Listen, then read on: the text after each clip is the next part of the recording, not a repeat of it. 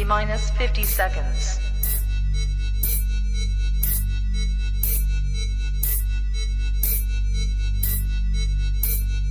T minus 40 seconds.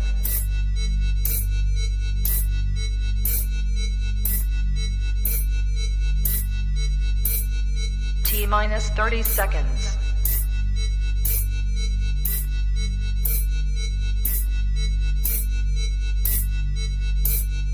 T minus 20 seconds.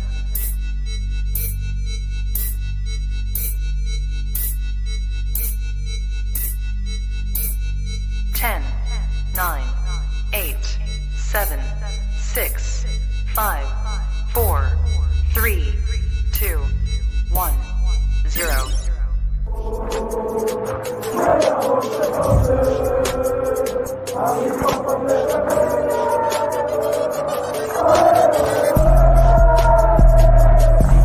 Shout out to Kopish. Shout out to Kopish, guys. Keep all the good work the up. two legends, Emil Heskey, Howard Gill.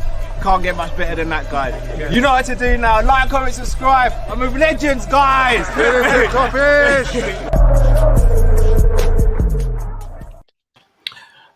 Hello, lovely people. I hope you're well and welcome back to another Kall-In show. Hope you're well.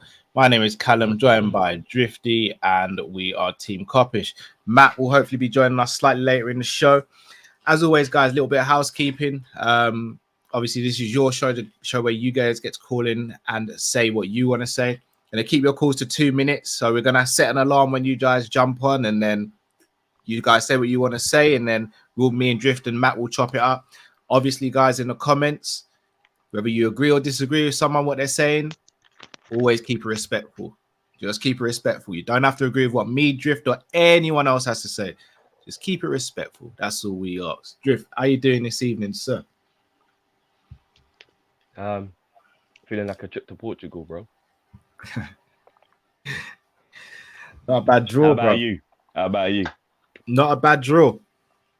Not a bad draw. Let's just dive in at the deep end. It says no diving in the shallow end. I'm gonna dive. Let's go to the deep end, bro. I'm happy with it.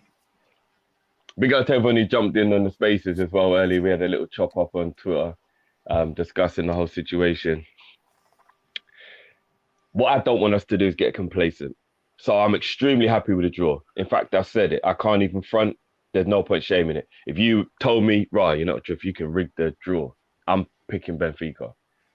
So it was literally the best draw we could get. The only thing I'd rather do is flip it the other way around, and we're at home and we're away second, because I think Benfica is a much easier game than if we get through than Bayern Munich will be. And I'd rather be at home in the second leg against Bayern Munich. Because the way it works, we'll now be the away team second. Therefore, the shirt wars. That's the only thing I would change. That is the only thing I would change. Other than that, you couldn't handpick the team that you would want more. I don't know if you agree, but if I was rigging the draw, that's the team that I would pick out. Yeah, I mean, you can't complain, innit? You just like it's as real as being real is. Like you know where I sit on it. Like I didn't really mind who we got. Do you really mean that though?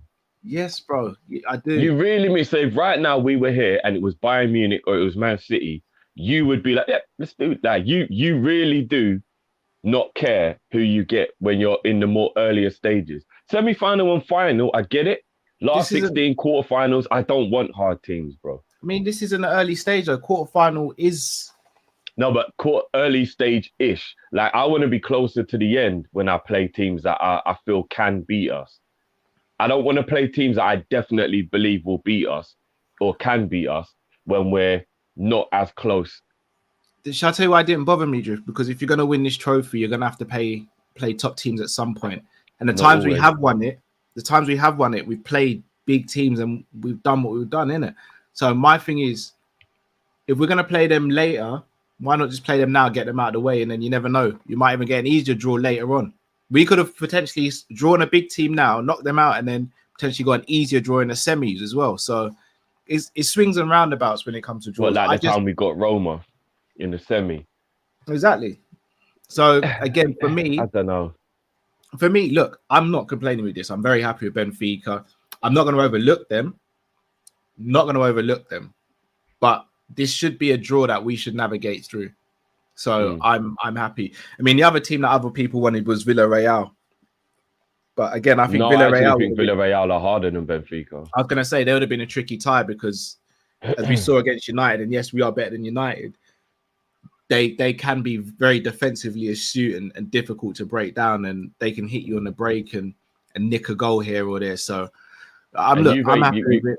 Juve ain't exactly old Juve at the moment, but no one would have thought Villarreal would put a hurting on them like that, though. Yeah, they put a hurting on Juve. Do you know what I mean? Yeah. So yeah, and plus, like, I'll be honest, if you had to ask me which teams wouldn't I have wanted, I'd probably say the only two teams are maybe City and Chelsea because they're the other English teams. But apart from that, Bayern in the semis potentially, obviously not to be disrespectful to the other two teams, is tasty. For me, that would be my dream final, Bayern Munich.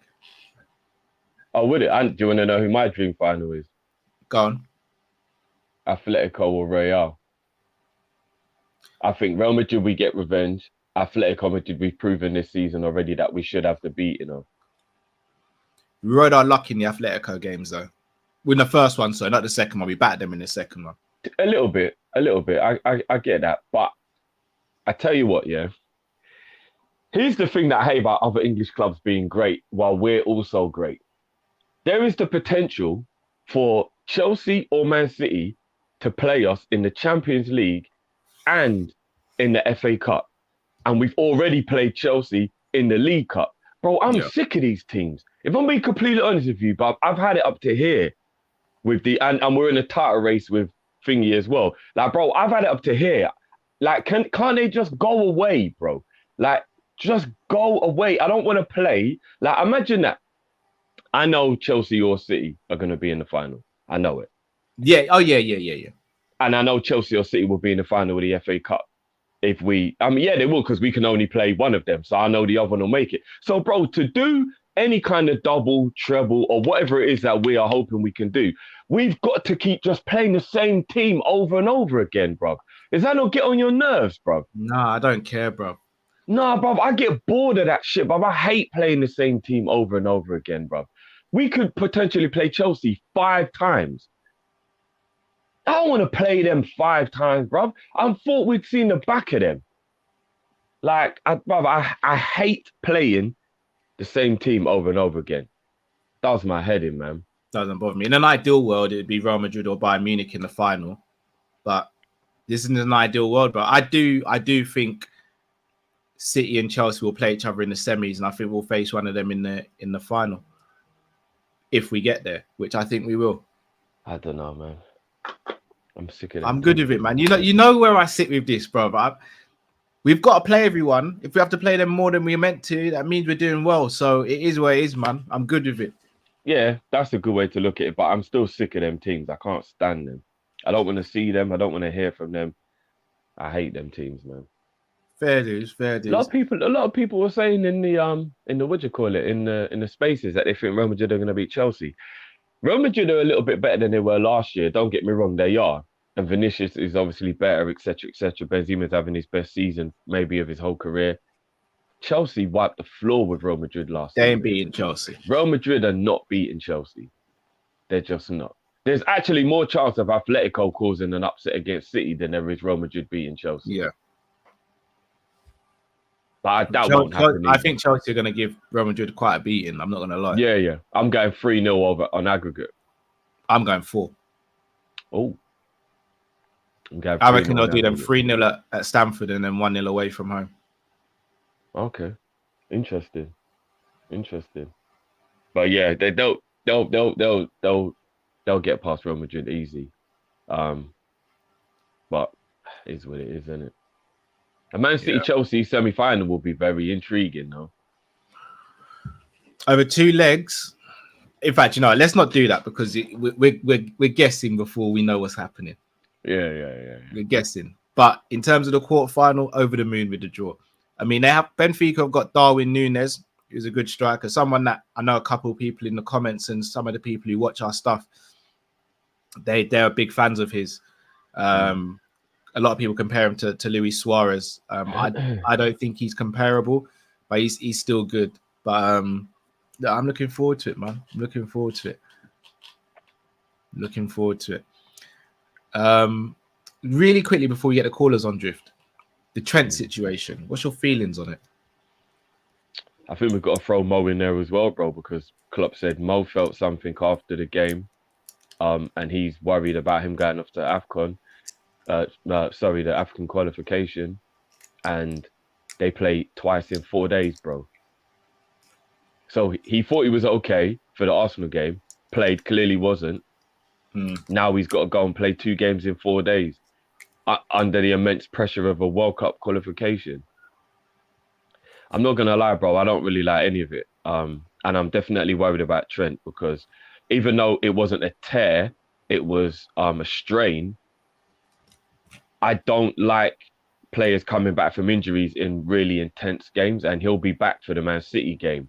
Like, what harder game? If he's back on time, it'll be that game. How hard is that of a game to come in as your first game back from an injury?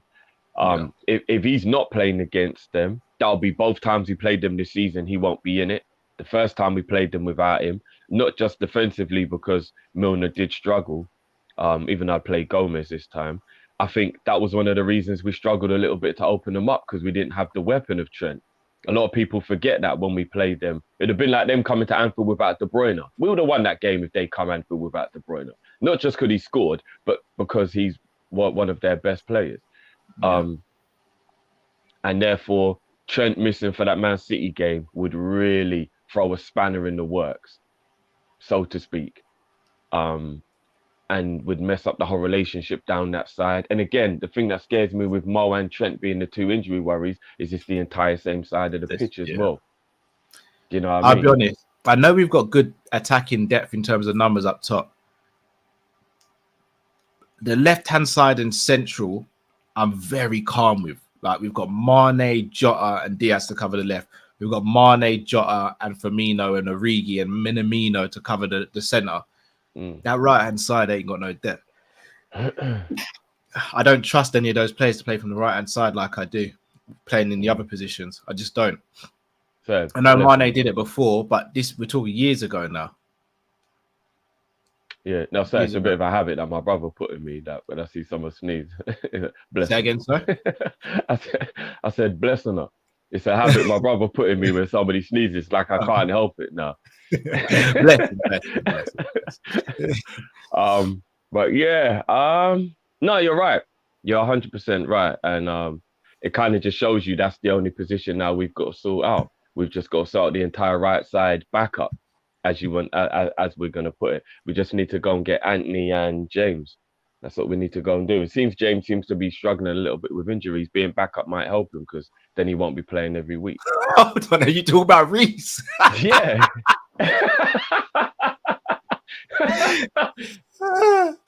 You know, cheeky to brass, bro.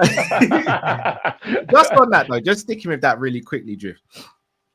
Again, I don't want to come across disrespectful. I completely forgot who it was, but someone called me out on Twitter recently, not in a bad way at all.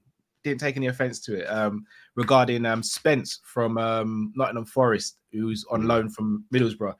And I remember we were asked a super chat once on whether we would take him. And I think I was quite abrupt in my answer, saying that there's no way that's going to happen. There's no way he's going to come to us. Is this a bit of an audition for Klopp? Because we know what Klopp's like. If a player plays well against us, then it kind of, you know. Well, remember, he's actually a Middlesbrough player. I know. So what it is, it's a bit of a Leeds. You know when Leeds had Ben White and he was brilliant, but then he was actually Brighton's player. It's a bit of that kind of situation, isn't it? Middlesbrough going to want to keep him now. But I don't think he'll be able to. I don't think Middlesbrough will be able to hang on to him. Plus, I don't think I don't know if he's got a release clause or his valuation's not that high. I mean, I would take him. Can we convince someone like him to come though? Yeah.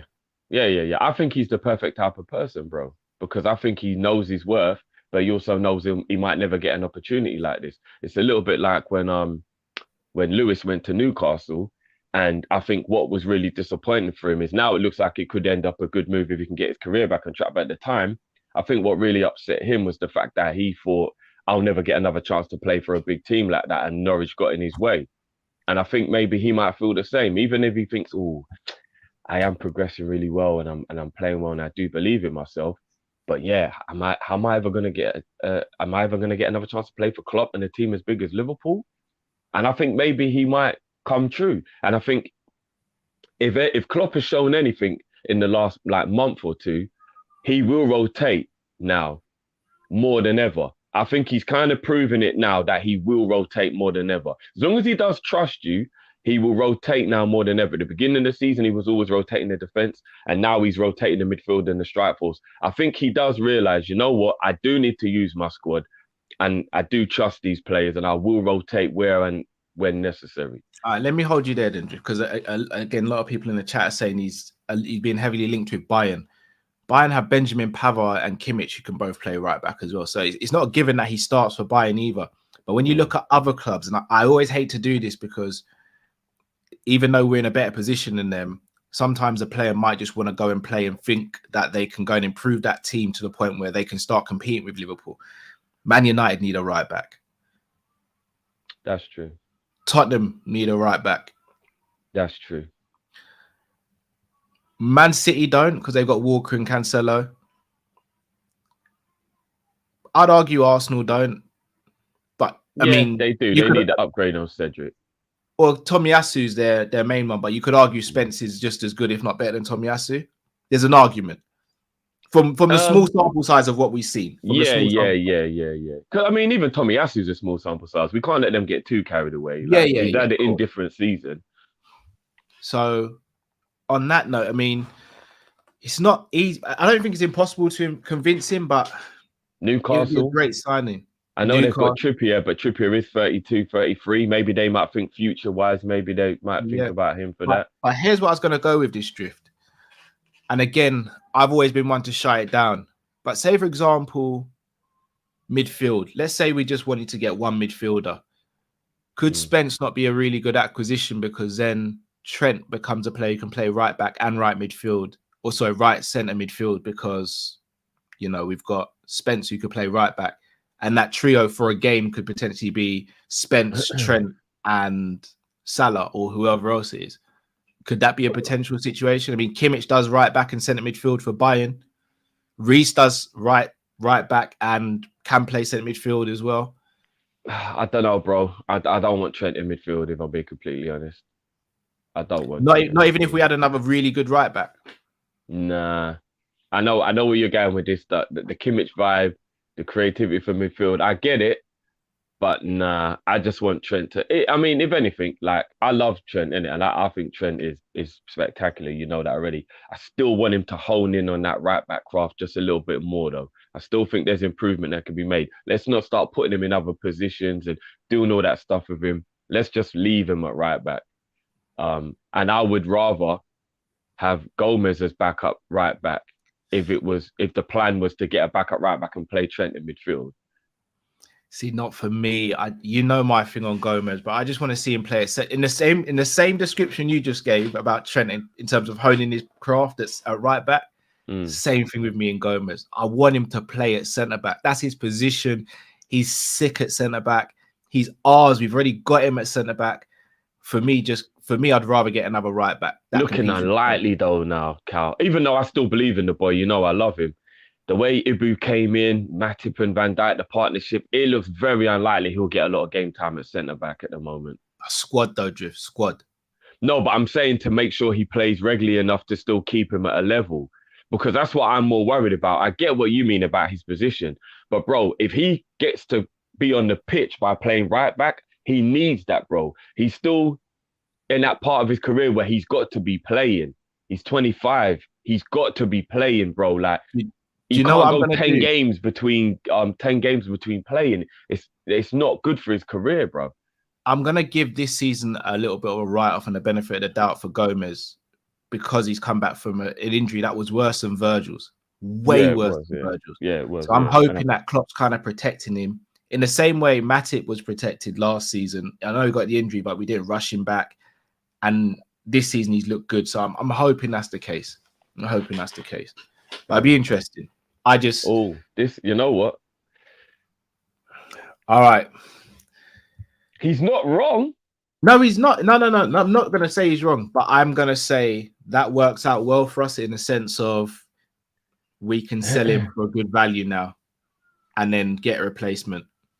I mean, ironically, big up Diogo. He's literally just thinking the exact same thing that we just put. How about that young promising right back at Fulham named Nico Shea Williams?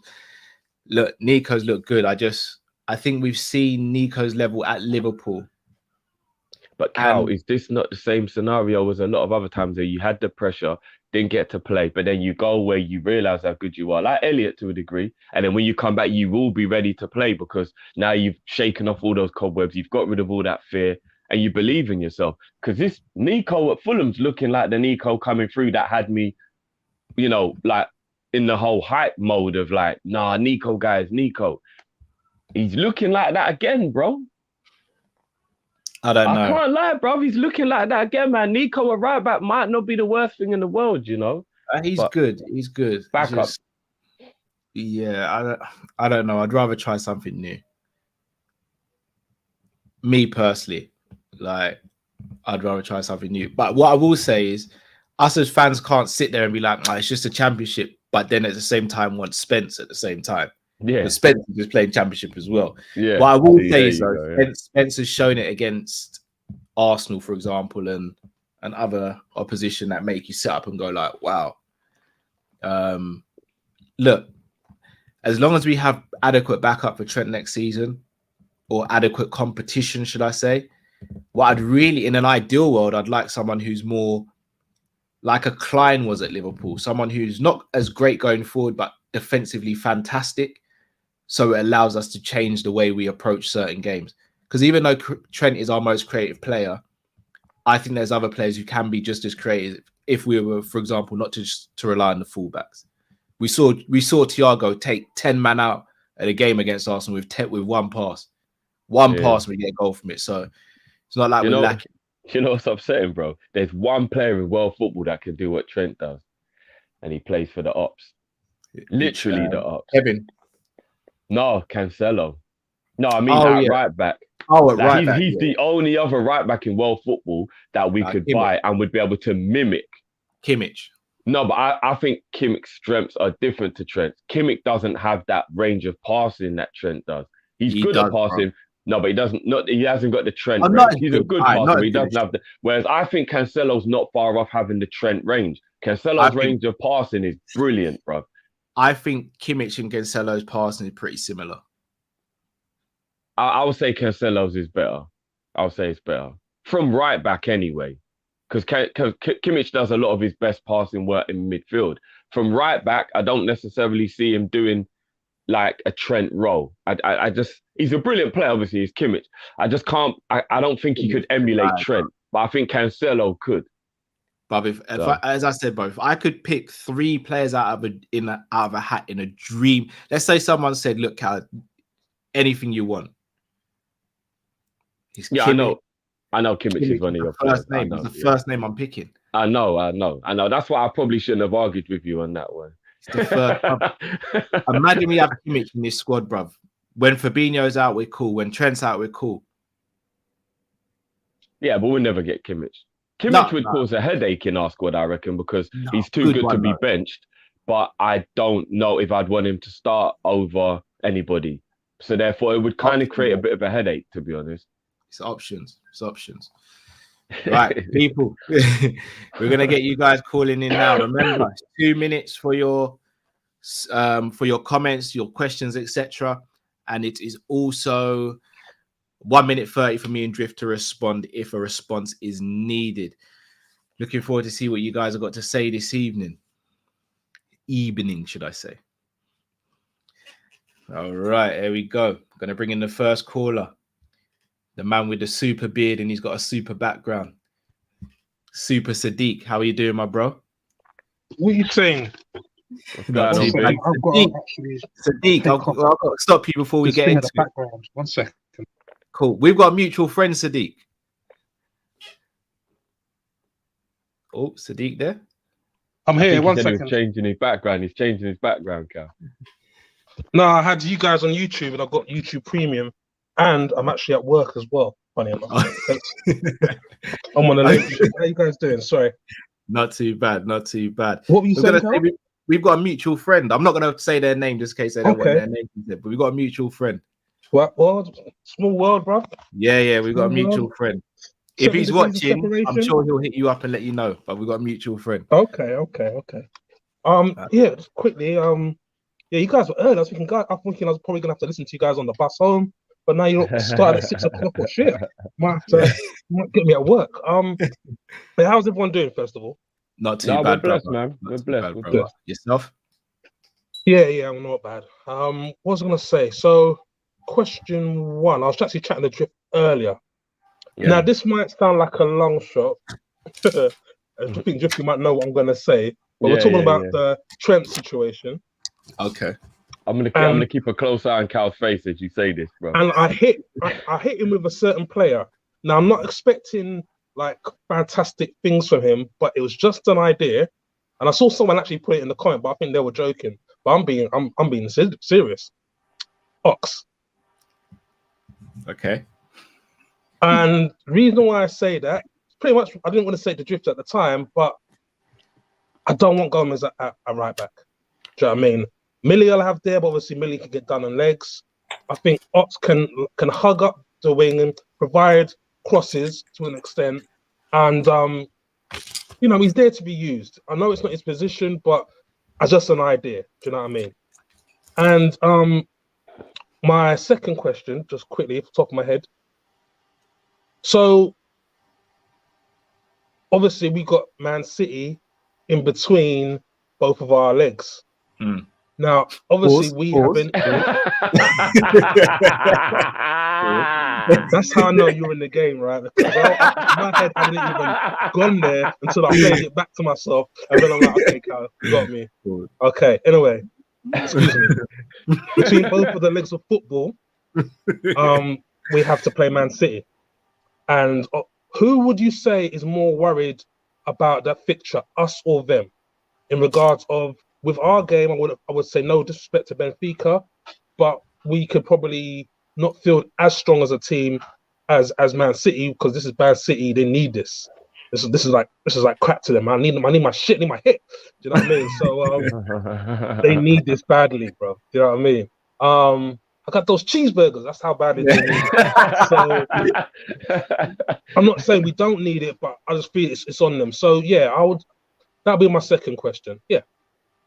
Yeah, no, I'm gonna chop that up, man. We're gonna chop those up, man. We're gonna chop those up. Big up. Don't work too hard, bro. Go home, man. Get some rest. Chill out the missus. I finish at 7. Okay, good. Big up. Normally I'm on the early shift. Normally I start at 7 and finish at 4, but someone was off 6, so I covered. Bless you, man. All right, big up, man. Big up. Love as always, bro. Big up, man. Bless you, brother. Big up. It's funny, Cal, because as Sadiq said, we was talking about it earlier, and like I let him know, like I'm not happy with it. I was looking at your face as he was saying it, and you just did one of these. You went. So I want to hear, bro. I want to hear what you got to say about Ox as a right back, bro. Nah. I'll be honest. I love Ox, and I keep on saying it. Him and Naby. One or both of them has to leave this summer.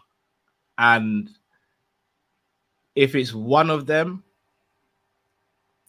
I swap every week or two when it comes to them, to be honest. But they've got to move on. Ox, for me, his crossing's not great. I don't think his positional awareness would be good enough for right back. And I don't think we're in a position where we can wait for him to learn that. For me, not for me. I can understand why Sadiq's saying that, because he's already in the squad. Attributes wise, at his best, he may be able to replicate some of what Trent does. But I think it would be a horrible situation if that was to happen. I'd be genuinely worried for Liverpool Football Club if, like, in the same way I was when we thought he was going to be our false 9 for this season. If Firmino weren't playing, not for me. Not for me. Yeah. Just to touch on what I was saying earlier to Sadiq as well. or to elaborate more, I think if it was 25-year-old Ox in terms of like all of his ability and attributes and whatnot, and his health was A1, he never had an injury problem in his entire career, I could 100% look at Ox and think you could mold him into a right back. You really could. They did it at Juve with Quadrado. But remember, the reason he left Arsenal was because he was playing there. And that was in 3. Oh, yeah, but and Arsenal will also do. Like, I think that helps to add. The learners. You know what I mean? So if you look at what Juve did with an arguably even more attack-minded player in his younger days than what Ox was even. Like, I was really shocked, and he's become like a good right back. I can't even lie. Like, I think he's become a good right back anyway. Terrible defensively, Drift. Trust me, bro. Terrible. All right. What about Valencia then? He was a good example of a winger that turned into a good right back. But Valencia was very good defensively. Terrible guy. Bro, Ox can be good defensively. Valencia used to toe punt it across the box, bro. He wasn't a cross or a pick out. He just used to. I thought you meant stand square. He used to stand square to the box and just toe punt it as hard as he could into the box, bro. That's not crossing. That's not technique. No, but I think Ox would have been. I think a fully fit Ox would have got better at crossing and stuff by now. But anyway, yeah. So I get where Sadiq's thinking is coming from, thinking of Ox at his best. This Ox now would be pulling hamstrings and all sorts, trying to run and make those runs and all that. So yeah, no, I'm not into that. And then the second question: who's more worried for that fixture, Man City or us? I'm going to answer very short: Manchester City. I think it's us. No. And I tell you why. With the 2 games. Who have they got in the Champions League again? Atletico. Bruv, they're worried. No, I'm not. I know they are, but here's the thing I don't think anybody's thought about. They don't have to go anywhere for both those games because their first game is at home. We have to travel to Portugal and then come back and travel to Manchester. We're doing a lot of traveling. And I think that's the reason why you have to think about it being easier for them. No, he said what's easier, not who's worried. Who's it easier for? No, he asked who's more worried, them or us. Oh, I thought he said who's it easier for. No. Oh, okay. Well, I think it's easier for Man City, personally. I think they're more worried about the opposition they're playing, but I think it's harder for us because we've got a hell of a lot of travelling in a short space of time while they're not doing any travelling at all. And them things count, in my opinion. Like, I don't know if you agree, but I don't like when the other team get to just chill on the beach, go home and be in their real bed, so to speak, when we're like in hotels and going back and forward and doing all of that. Like, I don't necessarily like all of that. I'm all right with it. Right, I'm gonna get the next caller on. LFC for days. Hello, you guys there? What's up, man? Not too bad, bro. How are you, man? Jeez, I'm good, man. I just had to, I was having some fun, doing some work, and I remembered we had to play the learners at their own ground. So I was like, yeah, another robbery the police ain't gonna be able to come to, Like, I see these men on Twitter, they're gassing up Odegaard, calling this man the next Bergkamp. I'm here like, bro, Bergkamp cannot be getting disrespected like this, Facts. Next thing they'll be saying Eddie Nketiah is the next Ian Wright, bruv. Like, I've seen these man, they be moving too much. Like, what killed me is when they took Lacazette off and they brought Eddie Nketiah on. Like, just then I knew their fate was sealed. Like, my cousin, like, he was done. When he saw Eddie, there's this thing where when Eddie Nketiah comes on, I'm not disrespecting him, but it's like when he comes on, there's no hope. There's no hope. Like, but these guys, like, hey, look, don't get me wrong, Martinelli, he was cooking, bro. And you see, if he comes to Liverpool, this guy needs to be punished. He's coming, bro. He's coming. Not if, when. When he comes, he still needs to be punished, He needs to get the little thing from VVD or Kanate, because he cannot be doing our captain like that, Like, you don't send our captain to the shops like that. That was disrespectful. So you will definitely be having a word with him. But, bro, Martinelli's coming. Like, Arsenal, you're not holding initiation, bro. That, man. And what we'll make him do? Because we have an initiation where you have to sing a song, innit? Yeah, exactly. So all we got to do is pick the song. What song we're making Martinelli sing for his initiation? Bro, we'll have to make him sing "You'll Never Walk Alone," bro, and we'll make it. You see, like in the start of Miss Henderson, I am for real. I make him write the lines. You see, start of Simpson, Bart's writing them lines. We make him write that 50 times, and then we'll forgive him because he cannot be. You'll never walk alone. You'll never walk alone. You know what? Straight away, like, but yeah, no, well, first half, I won't lie, I wasn't really worried, because first half, I actually think Klopp as crazy as it sounds, I think Klopp actually wanted us to just soak up the energy. We already knew we played more games than them, and their younger team, they had more energy than us. So I think it was just keep shop as tight as you can. Second half will just come for them, because really, if you see what happened on the second half, they got tired except for maybe Martinelli, and we just went in, took our opportunities, and bang, we're in. I think Klopp was really annoyed because we were slacking at the back. But aside from that, I think the first half went to plan. And the funny thing is, Arsenal fans, the takeaway for those guys is they went from, oh, we're going to beat them, And City fans were stupid enough to be like, oh, Arsenal, you're going to do Pep a favour. 4D chest from Pep for sending Arteta to Arsenal to win the league. Yeah. What are you saying now? Like, honestly, bro, like they were saying anything, bro. I see their fans leaving, like, after the Firmino goal. See, when Firmino jumped in the crowd, like, a few of their fans started leaving. I was like, bro, like, you're 4 years behind again. You, man, were talking about, we're now here with City. We're now here with Liverpool. Shut up, man. Wait your turn, bro. Your turn is coming, bro. 2030, 2035. But nah, free up Arsenal and all of that, Now, that man, they kill me there, because it's like, how can they be talking gas, but they're invincibles? They're greatest team they always talk about. Never won the Champions League. I'm sorry, but you can't chat to me if your greatest team has never touched, and you want to come talk smack about being on levels with Liverpool. But we move anyway. Big up yourselves. Big up yourself, brother. Big up. Yeah, see you guys. See you. Have a good weekend, bro. I'm wondering as well, who did Arsenal get? You have to go to Europa. Who did Man United get? Europa, innit? They're not in Europa Conference. They're in a no. Oh no. Oh, they ain't in any of them. Oh no. Oh no. Oh no. Gonna read out some super chat.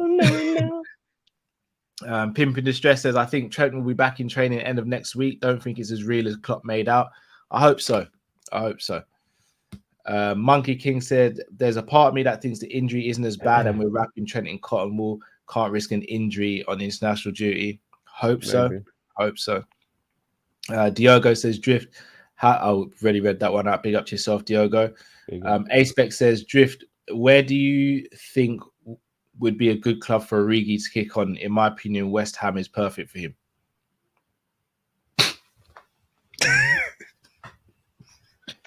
All right. He's been linked with AC Milan. I think that would be a good move for him.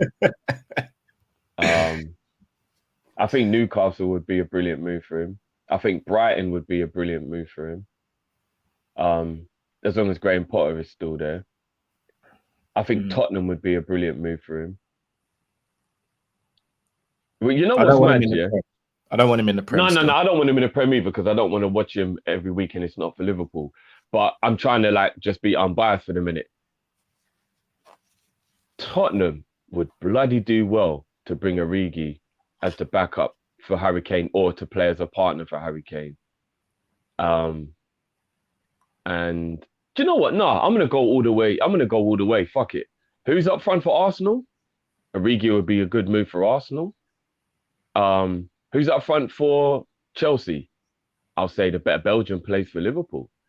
I mean, you know how highly I rate Origi, everyone. So, but if I'm being super realistic, I think Newcastle would be very wise to go and get Origi. AC Milan would be a brilliant move for him, though. I can see that working out if he went Milan. I think that would be a good move for him. Fair enough. Shout out to Chris Brack. I'll be on his show later this evening. Says, Cal, Martinelli or Neto, no knees? I'm going Neto because I don't think we have anyone for that right-hand side. But Martinelli's flipping fantastic. But Chris, we're going to have words off camera, man. Can I just say something before I forget? We played 4 games more than Arsenal since the last time we played Arsenal, which I thought was crazy. I'm going to give you a stat. 8 games in 11 weeks for Arsenal. Go for it, Drift. What, between now and the end of the season, or just No. Just what happened just recently. Oh, 8 games in 11 weeks. Arteta's moaning about the fixtures, but yet he wants Champions League football. He wants Champions League football.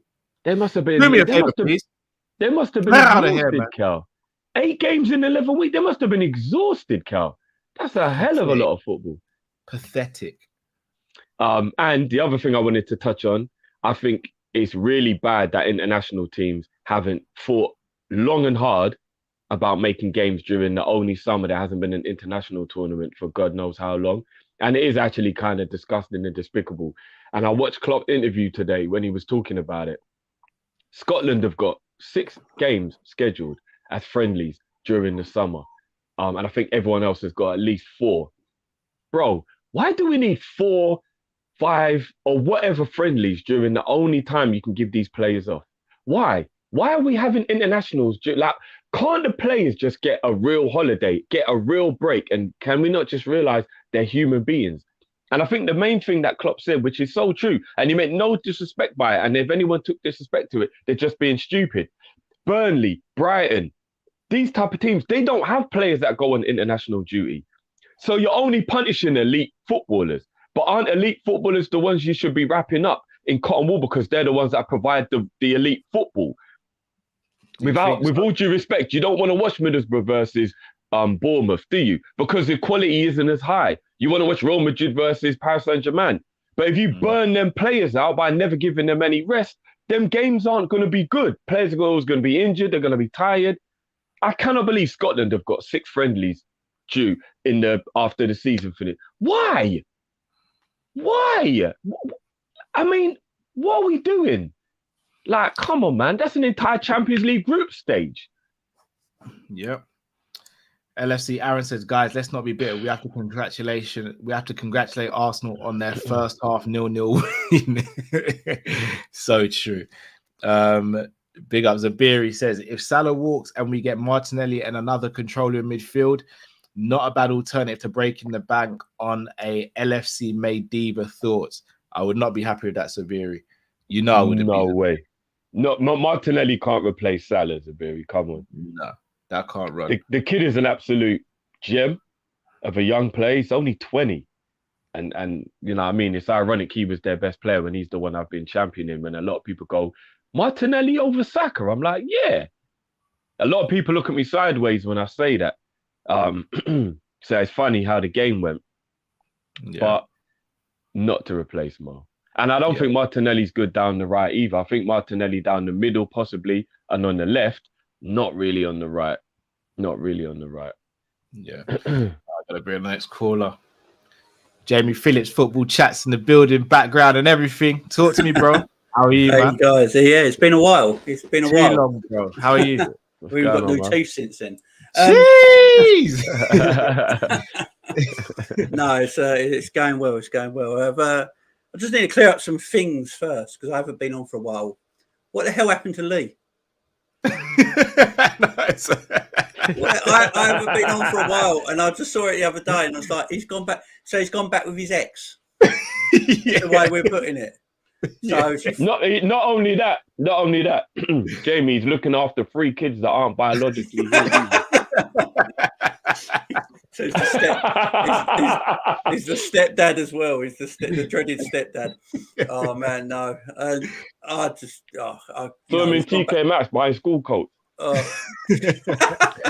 Sabiri.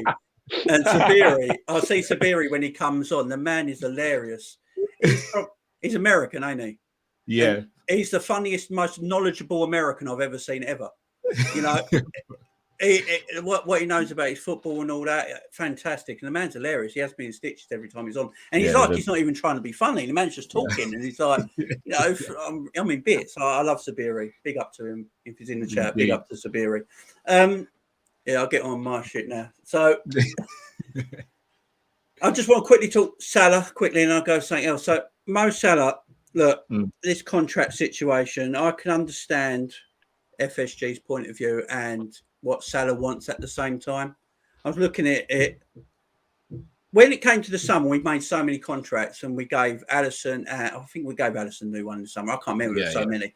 But we gave Virgil a new deal as well. For me, apart from Mo, they're our two best players.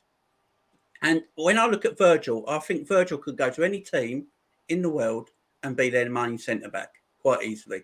He could go to Real Madrid and PSG tomorrow and probably get 500 and 600 grand a week easy if he wanted to. Yeah, he accepted 210, I think, at Liverpool. Didn't kick up a fuss. Really easy deal to be made. Just done. Surprised me how easy it was, to be fair, with Virgil. And then I look at the Mo situation. I think to myself, is Mo worth 100 times more than Virgil van Dijk in wages? What he wants? And when FSG are looking at it like that, do they think, is that the way they're thinking as well? You know, look, we had Mo was in the team, but we didn't really win anything till Virgil and Allison came in. They're the ones. I love Mo, and I've got no disrespect for Mo. I'm not putting anything on Mo. His agent's a bit of a prick, but I'm not putting anything. Cheers, Chris. I'm not putting anything on Mo. I love the bloke, but we have to get this sorted in the summer one way or another. I don't want this going into next season. Because if we do win the title this season, we're going in as the defending champions possibility. And I don't want that issue. You know, last time we won the league, obviously shit happened. God went, nah, fuck that. Liverpool can't have a successful defending. So I'm going to ruin everything. And then, you know, I don't want anything to happen next season. So one way or another, for me, this Salah deal has to be sorted in the summer. Either he gets a contract with FSG, give him a contract and say, nah, this is a take it or leave it deal. We can't have this going on. Or you leave in the summer and we just sort it out one way or another because this can't continue. And I absolutely love Mo Salah. I don't want anyone thinking I don't find him the problem at all. I find his agent the problem. And I think his agent wants Mo to leave. I really do. I don't think it matters what we offer Mo. But all my thing on the Mo situation is he worth 100 times more than what Virgil van Dijk is in a contract? Because I know everyone says, oh, yeah, the team will be happy for Mo to get his money. And of course they will be. They know he's one of our best players. But give it time. In a few months' time, Virgil will be knocking on the door. You know, I want what Mo's getting. I'm the best centre-back in the world. You know, there is a going rate for players. And, you know, I look at some players around the world. Van Dijk's only on a little bit more than bloody Luke Shaw at Man United. You know, it's not like he's destroyed him wage-wise. So you've got to be careful with these things. And the other point, Thiago. Right, I see Chelsea fans yesterday on Twitter saying they don't understand the Liverpool hype. They don't understand the Liverpool hype, although they're 10 points behind us. They don't understand the Liverpool hype and what's going on with Liverpool at the moment. And their midfield's a dead position. Now, apparently Liverpool's midfield's dead, because they don't rate Thiago. Although when he was at Bayern Munich, he was possibly the best midfielder in the world. But because he comes to Liverpool now, they think he's a dead player. Thiago's never had a proper pre-season at Liverpool. This summer's his first opportunity. And I want him to give him whatever they're bloody injecting into Joel Matip right now. Because that man has been absolutely, we were all worried about Matip injuries, weren't we? All worried about him. He's only been out for illness. The man's been fantastic. He's been awesome. The most underrated centre-back in Europe by a complete mile. Facts. I watched the Real Madrid PSG game the other day. He'd walk in both of them defences. He's better than Kimpembe. Kimpembe's dog turd, mate. And some of the play, he's so underrated, it's unreal. And, he had a blinding pre-season. And I think Thiago in the summer, give him the same, whatever they're doing with Matip, the way they're building up his fitness, new diet and all that sort of stuff. No summer football for Thiago. Give him a good pre-season. I think he's going to be different gravy next season. And then that Morley's gravy, Cal, And and one thing I just want to say right now, give you a question about before I leave. I know I'm taking up time. Chelsea Football Club, and this ain't about their owners or I'm not getting into that nonsense, but Chelsea Football Club. Why is the media not making more about it that they've been underwhelming in this season in the league? They're third in the league, 10 points behind Liverpool. Why is no one talking about it? Why is nobody talking about how underwhelming Chelsea Football Club has been this season? And I don't want to hear this squad bollocks, right? I don't want to hear it, because at the beginning of the season, Chelsea fans with their chest said we got the best squad in the league, only Man City may be equal, and we're going to win the league with Man City. Everyone in the media, pundits, paper, everyone, Chelsea will compete with Man City for the title, and it's one of them two to win the league. They're 10 points behind a team that only bought Canate in the summer, right? So what's the excuses? What's this Tuchel Klopp shit about? So if there isn't, we had injuries, we lost Reece James. Yeah, but Tuchel's better than Klopp, so surely he should find a way around it. So go, I'm sick. I don't understand this Chelsea narrative that they can get away with anything. No one talks about them. They've had an underwhelming season. They're going to finish more than 10 points behind Liverpool and Manchester City this season. And people need to start talking about it, because I think they're getting away with it. Jamie, thank you so much, bruv. Coming in there, hitting up with some of the. Thank you so much, bro. Yeah, pray for our wives. Guys, if you haven't subscribed to Jamie's channel, it's right there in his title, Jamie Phillips Football Chats. Thank you. You've just heard the sprinkling of stardust he's given us there. You know what to do. Go over and subscribe. I had my best ever day today on YouTube as well. So I gained over 200 subscribers in my Champions League video, and got big up, man. Almost 5,000 viewers. So it was a great day. Great day. Thank you very much. Brilliant, man. Brilliant. And I do always shout you guys out, because you're the ones who started me this. So it's all your fault. So it was thanks to you guys that I took this path anyway. So I do always appreciate you guys. Bless you, bro. You're big up, man. Keep doing your thing, bro. Thank you very much, guys. Bless you, brother. Big up. Appreciate it. Let's start backwards, bro. I think we should start with that Chelsea one. Let's start backwards. Oh, can I take this one? Can I take this one? Yeah. Tag me. All right. At the beginning of the season, not this season, last season, we've got the best depth. Lampard's broken Klopp. Liverpool ain't nothing. They're gonna get injuries this season and all that. Okay. Lampard got sacked. We got pure injuries, but we still finished above them in the league. In fact, they were lucky in the end to finish in fourth spot. Yeah. They got a favour from Tottenham to finish in fourth spot. Of all teams. Going into this season, Malang Sarr's here now. Tuchel's here. Tuchel's better than Klopp. Lukaku's in. Boom, bam, bam. Best squad in the league. Reece is better than Trent. Blah, blah, blah is better than whoever else. We got Saul on loan. Everything's sorted. Kai Havertz got the winner in the Champions League. Kai Havertz season to shine this season. Still behind us. Haven't beaten us this season. Lost to us in the League Cup final. Why aren't they being spoken about? This is a flop season for Chelsea right now. They have to win a trophy. It is a flop season for Chelsea as we speak right now. We shouldn't be rivals to Man City. They should be. They have flopped, and they flopped massively. Do you know why they get away with it? Because no one really cares about Chelsea like that. Real talk. Tell me I'm lying, Drift. No, it's real talk. Where was the uproar about City's title charge in 1920? They bottled that title challenge that season. This was the biggest joke, Cal. George, oh my God, I forgot about that. How about that? But on a real though, Drift, Man City in 1920 didn't compete with us for the league at all. No one made anything about that. You see, last season when we weren't competing, and he's the worst champions of all time, this and that and this. Do you know why? No one cares. In fact, bro, the year we won the league, they didn't go for any of the rivals. They tried to discredit us by calling it the C title. Do you remember? Oh, well, even though we played 29 games and had nearly a 30-point lead before the lockdown even happened.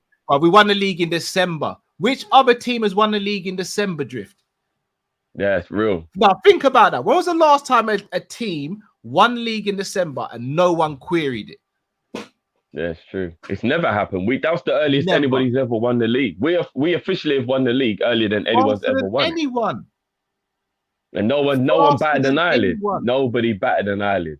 Goodness me, man. Do You're me a right. I favour. told you, bro. There is this weird loving with Liverpool because one thing I will say, I think Man United slightly do get it, but everybody else always gets away with being mediocre. Everybody else always gets away with being mediocre, and I think I don't want to play the victim thing because we're not victims, but there is like a real weird hate towards Liverpool from everybody in kind of general. And you get the odd people like Ian Wright, shout out Uncle Wright, love that man, who will be like, no, why are we hating? Come on, man, let's just be real. But like everyone else, they're always like sneak dissing and doing all the shade and all that. And you just think, when you're the most successful team in the country, this shit's going to happen, I guess. I think people hate the fact that we do it the right way. I'm not even saying that Man United don't earn their money right, because they do. But a lot of people don't realise the reason why they are the commercial giant they are is because they cheated at the beginning of the Premier League. A lot of people don't know. They knew about seated stadiums before everyone else because they had inside information. They had executives that came from the Premier League and other things and worked with them. All these things that helped them to gain all the advantages they gained to become as wealthy as they did over the course of the time. So they kind of got a leg up anyway in a way to get to where they are. But other than Man United, nobody spends money naturally. And I think what they hate is we are the only team we may have bought a couple of big players, but we've never done it at a deficit. We've never done it at a loss. We've always had to make sure we get rid of players to bring in players. And I think they look at us and they go, so hold on a minute. So they got Mane for 34 mil. They got Mo for 38 mil. They got Diaz for 34 mil. They got Jota for 42 mil. They got Thiago for 25 mil. They got Fabinho for 40 mil. They got Robinson for 8 mil. Trent is free. I think they always look at our squad, like even Firmino was 35. They're looking at our squad and they're like, why is everybody in their team better than everyone in our team, but we paid 50, 60, 70, 80 million for all of the players that we buy? And I can't lie to you. I just think he's playing jealousy. It's a very ugly emotion. It's a very ugly emotion. And I've said it to you, bro. Everybody who supports another club secretly wishes they decided to pick Liverpool. I don't care how biased that sounds, and if I sound stupid, everyone who supports another club secretly thinks, I should have supported Liverpool. Because they know ain't no one got it better than us. The fan base, the community, the just everything about it, bro. It is what you even said it. We got an album. We don't just have one little chant here. Well, we got an album. Who comes up with better songs for their players? Who's got more of an atmosphere in their stadium? They just hate everything about us, bro. We're different. We're different. We're built different. It is what it is, bro. Double any other British or English teams Champions League. Like, we're built different, brother, and they don't like it. And anybody who's listening to this who's not a Liverpool fan and thinks I'm chatting rubbish, that's the jealousy. Check yourself into Heartbreak Hotel, son. Regarding Thiago, I think Jamie said everything that we always say. If Thiago stays fit, we cook. We cook. And for all, do you know what's so ironic? The fact that he got an assist in that game. The talk of him and Partey. How ironic. Yeah. How ironic. Turkish said that he was getting it. Because remember, I love Turkish. Everyone knows Turkish is my guy, but I could see it coming from a mile away. As soon as that assist happened, I was like, Turkish best switch off the notifications today. He's going to get sticky. I know we spoke at length about Salah's wages in regards to VVD on Monday, which was a really good show if you guys haven't seen it. Yeah, Jamie was spitting like what I thought, innit? So I agree with everything Jamie said. The only thing I will say, though, I think the club moved very smart to tie down Virgil's contract when they did. Because if Virgil came off the back of a fantastic season last season, he's getting more than what he earns now. But I think because he had the injury, I think the club decided, look, we give him this now. He can't really complain because he's up in what he's getting. Plus, he's off the back of an injury. It could have worked the other way, though, Cal. It could have worked the other way because at that point, there was absolutely no proof he'd be okay after a near career-ending injury. And he could have been sitting on our bench on our highest wage, not playing. So it was a risk at the same time from the club, bro. You do have to look at it the other way as well. Maybe, but I think it's a risk. It's a calculated risk though, because if you leave it another season and Virgil's having the season he has now, we're not sitting there talking about the 200s, we're talking about the 300s, and rightly so. And again, I know it's not my money, but if Virgil, if Mo was on 350 and Virgil came in a year's time and said, I want the same, well, I'm doing it. It's the best in the world. I'm doing it. But that was the point that I was making, that then you will get, and then Allison will want it, and then Fabinho will want it, and then before you know it, bro, you've got loads of players, and then our wage structure is a madness, bro. Our wage structure is not, though, because we're going to be winning stuff, though, Drift. The wage structure only looks mad when you're not winning stuff. That. All right, let me like big up Matisse and Said. You know, obviously I love them boys. They made very good points from two clubs who do pay high wages, and it's a little bit ironic coming from Matisse now with Chelsea being in the situation, but I genuinely believe he meant what he was saying. It ain't that Liverpool should be going above and beyond with these dumbass wages. It's that Chelsea, Man U, PSG shouldn't be doing the dumb shit they're doing. And they respect the fact that Liverpool are trying to keep normality. And this is what I was trying to say to you lot. It ain't that Mo don't deserve 400. Of course he deserves 400. But if you're trying to keep football normal, you just can't sometimes do those crazy things that set the precedent, because now you've got people at Man United like Phil Jones on 150 because that's the low fee to be there, where other clubs, that's the highest wage.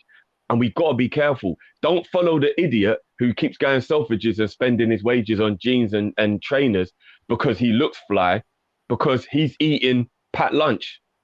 Do you get what I mean? Because he's got no money left for his dinner, bro. Like, we can't, we do have to stop watching face just a little bit and don't think, yeah, well, PSG will give him it. Man U will give him it. Chelsea will give him it. De Bruyne is earning Man City. Them clubs can be done with their money. They've got dumb money.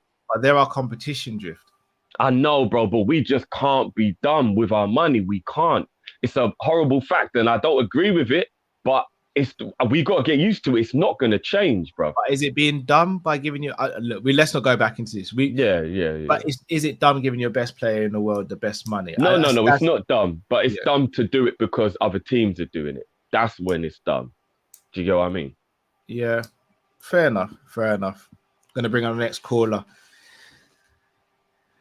John, let me see the John. Let me see the top you're wearing, bro. All right, the purple. That was 17. No, that was 18, 19, if I'm not mistaken. It was when because Hendo wore that shirt at Southampton when we beat them 3-1 and celebrated like a madman. Mm-hmm.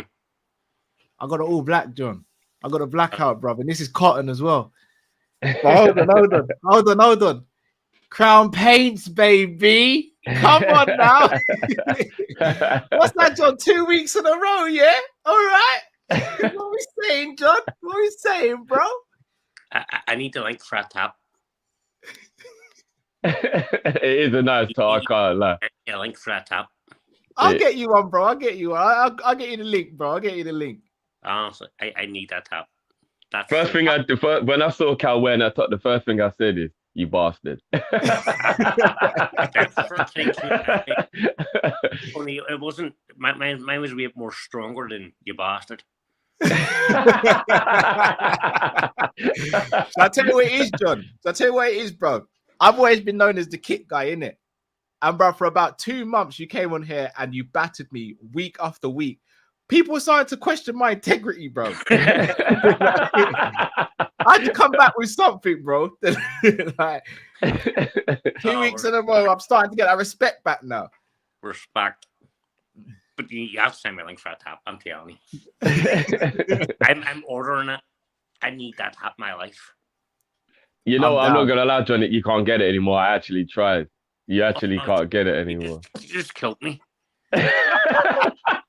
I might make this every week now. How about that, bro? Yeah, my bad. I tried to get it, bro. You can't get it anymore, bro. It's limited. I'm going to pay someone to go to your house and rob on that. It's in the vault. Even Stevie's told not to give this one up, bro. Like, we say safety deposit box, yeah?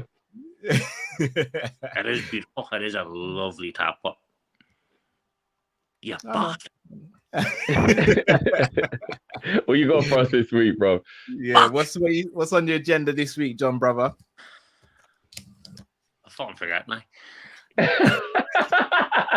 Aye, that's what it is. Fucking cunt.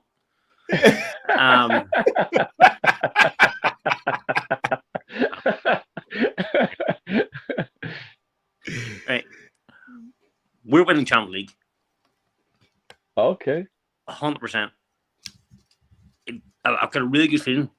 And the reason why, the last time we won Champions League, the teams that we played, where did them countries come from? Yeah. Where the teams, we played Italy, AC Milan, didn't we? Yeah, the... Yep. Right, so the season we won it, we played Rome from Italy. Yeah. We're playing Benfica, Portuguese. Played Porto last time. Porto. We're going to get Bayern Munich. We played them this season, won it. And then we're going to go and beat Man City in the final.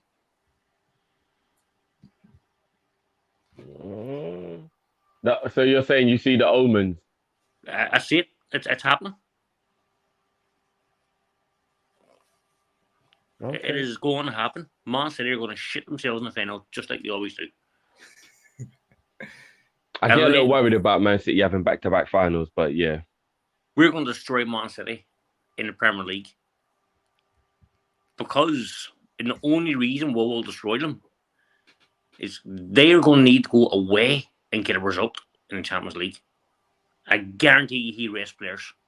He wants the Champions League more than he wants the league. He knows his whole Man City career rests on winning the Champions League. Oh, hold on, John. You think he's going to rest players in the Liverpool game, in the league? Mm-hmm. Ooh, I don't know if he'll do that. He needs to win the Champions League. If he doesn't win the Champions League, him to himself, his Man City career is a failure. To me too. I don't agree with that, but I think maybe he will personally feel like a failure. I think John's got a point. Maybe he himself might feel like he failed. I'd feel like everybody expects Man City to win the league every year because of the money. So what's he really achieved? Well, I mean, he's getting them caught up with the titles. I think they're only 6 behind Arsenal now. So it's something that they're going to want to do. They're going to want to start climbing up in the titles. No harm to it, but I could win the Man City with that kind of money. You could, Captain could, and win the league every season. Fuck, maybe Dirk could go with the Man City and win the league season in, season out. He needs that Champions League to justify his career. And he's going to want it. I still don't think he'll rest players. Not for the Liverpool game. Because if they beat Liverpool, they've won the league. No, not necessarily. Nah, their fixtures are a lot easier than ours after we play them. Their fixtures have been easier in the last couple of weeks as well, dude. Newcastle the hard game. Burnley is going to be a really hard game for them. It's not, They're going to blow them away, guys. Burnley need points. Yeah, but they needed points against, was it Newcastle? They needed points against Chelsea. They didn't win those games. They can't beat City, guys. Look, Maybe Sean a Dice, draw. Sean Dice is a Liverpool fan. Sean Dice is going to win. Fact. Sean Dyche is going to. He has to go all out for that game. Yeah, but he went all out in the other games that they didn't win. But it's and they were unlucky. The Liverpool fan. Look, I hope you're right, John. I hope you're right. I'm telling you now, we're winning the league, we're winning the Champions League, and then we're going to go and win the FA Cup. Oh, God, you lot are scaring me with all this quadruple talk, man. It's happening. Drifty, you need to wake up and start enjoying this. Because see if you don't enjoy it now, when can you enjoy it? No, you know what? You're absolutely bang on the money, John. You really are. And I wish I wasn't as emotionally invested so I could enjoy it. Because I kind of feel like, not in the same kind of way, but like if you had a kid who was a professional footballer or something, and even though you're the proudest you could ever be, being worried about them losing would probably overtake the pride until after the fact. That's how I feel now. I'm like, the worry is overtaking the pride, and then I can only enjoy the pride when I get to have the euphoria of the win. And I think you're right. If I can't enjoy this, I can't enjoy football. But at the same time, being successful is the most stressful thing in the world. Like, it just is. We used to be managed by Roy Hodgson. If we can't enjoy this, then there's something wrong. Facts. Roy Hodgson, who was talking about Liverpool aren't big enough, aren't too big to get relegated. Yeah, what the hell was he talking about, man? You got to enjoy it. You got to love it. This is the best time to be a Liverpool fan. Facts. No, it is. It is. It truly is. It truly is. Another point, and no one's team was talking about Chelsea. No one else has brought up. Why are Chelsea allowed to write off £1.5 billion of debt? The company who the loan went through, I guess, are probably too afraid to demand their money. Shouldn't be allowed, because when we were in debt, Hicks and Gillette, we couldn't just write that money off, Cooper. Well, if we'd gone into administration, it would have, but that was why we would have got all of those like sanctions and points and all that. Chelsea aren't going to win administration, so they can't write off £1.5 million of debt. 1.5 billion. Billion. It's true. No, it is. It's crazy, isn't it? No, but then again, are they writing it off if Roman doesn't get the money though? Because they don't care if Roman doesn't get the money. That's the problem, isn't it? Like, they're basically hijacking Roman, and they don't care because of the situation. So surely they must be punished if they're sitting on £1.5 billion of debt. They have to be punished if they can't pay that debt. Yeah, I don't know, man. I don't know. League titles after league title on that. Boy, Chelsea seems to be getting away with a lot. Strip titles. There's a big argument to say strip titles off them. The media didn't even make a big fuss about Chelsea asking for the Middlesbrough game to be behind closed doors, even though this is the biggest chance for Middlesbrough to make money, and they're a club that don't make much money. That just went under the table. How dare Chelsea ask for that game to be behind closed doors? What really bugged me was they said it was to keep the integrity of football. Chelsea, really? No, it's true. It's true. No, I know that. I'm laughing at the cheek of them being the one talking about integrity. Chelsea, keeping up everyone's players from here, there, and everywhere, whatever, doing all of that. And then talking about integrity, my word. They've never had integrity in their lives. Never will. They're a scum base of a club. They're a scum base of fans. Not all of them. Yeah. Some are real nice people, and I know some of them. But the majority of them are out scum face fans. The stuff they chant about and the stuff they do to people, it's just scum of the earth. Yeah. They're in the stands for shouting Roman Brown by his name. Whilst there's kids, Dan in Ukraine. Yeah. You can't justify that in my eyes. Facts. No, it's real. It's true, man. They're pushing people off trains. Yeah. Again, which I don't think ever got the media attention it deserved. It didn't, actually. Yeah. It was spoke about for one day, and then it got swept on the carpet. Facts.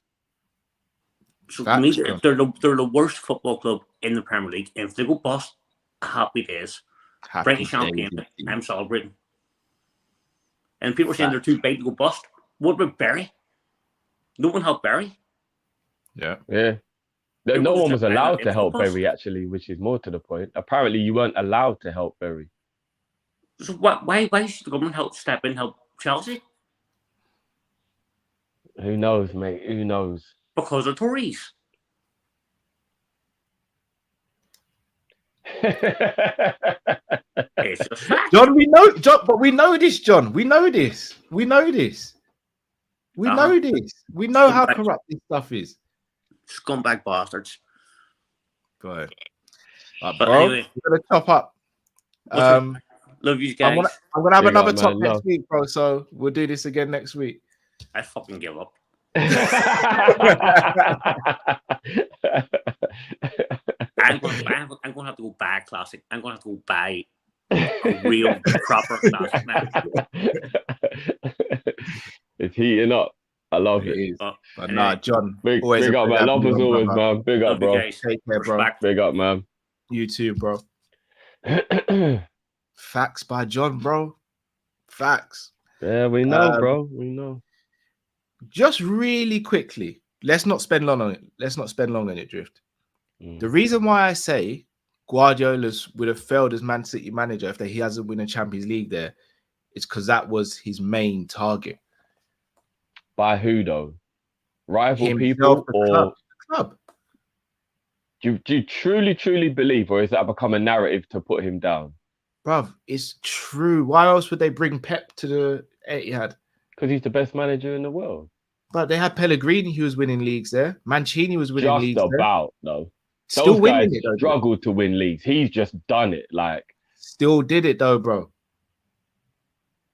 Still did it. don't get me wrong. He will not look as good as he should do without it. I agree with that. But I'm not gonna lie. I hate Man City now. They're our rivals, and I hate them. But I can't live in a world where we call Pep a failure. I can't. I'm not saying he's a failure, but I'm saying he'd have failed at Manchester City. No. I can't live in that world, Cal. There's no way a man does a domestic treble, wins 4 or 5 titles. Nah, bro, come on. There's no way anybody can call Pep a failure in any way because he didn't win the Champions League. I can't live with that. That was his assignment, Drift. Yeah, but his assignment was also to win trophies, period. And he's won about 10 in 5 years. Yeah, but that was the main assignment, bro. That was the main assignment. Yeah, but you know what that would be? That would be like I come home from after my A levels and I've got like 4 B pluses and an A, but then my parents say I failed because I never got an A plus. It'll be like, but I got 4 B pluses and an A. I'm not a failure. Yeah, but you didn't get an A plus, so you failed. I'll switch it around just to use another analogy. If we order a cab to go from here to Tesco, but the cab stops off at Sainsbury's and stops off at Superdrug, and we get what we want from there, but then turns around and says, I can't take you to Tesco, that cab would have failed what we asked it for, even though we went to the other places as well. The main thing was Tesco. But you just said in Sainsbury's and Superdrug, we got what we needed, though. So we don't need to go Tesco. But you haven't got what you needed because I still need to go Tesco. He ain't a failure for me if you don't win the Champions League. I'm not saying he's a failure as a manager, but he would have failed. I mean a Man City failure. You would look at it and be like he failed at Man City. You said, right, I can't look at it like that. I can't lie. I think he's been arguably the best manager that's ever competed in the Premier League. So why couldn't he get the Champions League? Not to say it can't happen this year. It could obviously. Wenger never got a Champions League. That wasn't his main assignment at Arsenal, though. Bro, it was once he established the team, Cal. 21 years and he never won a Champions League. That's more of a failure than Pep not winning 1 in 5. 21 attempts, bro.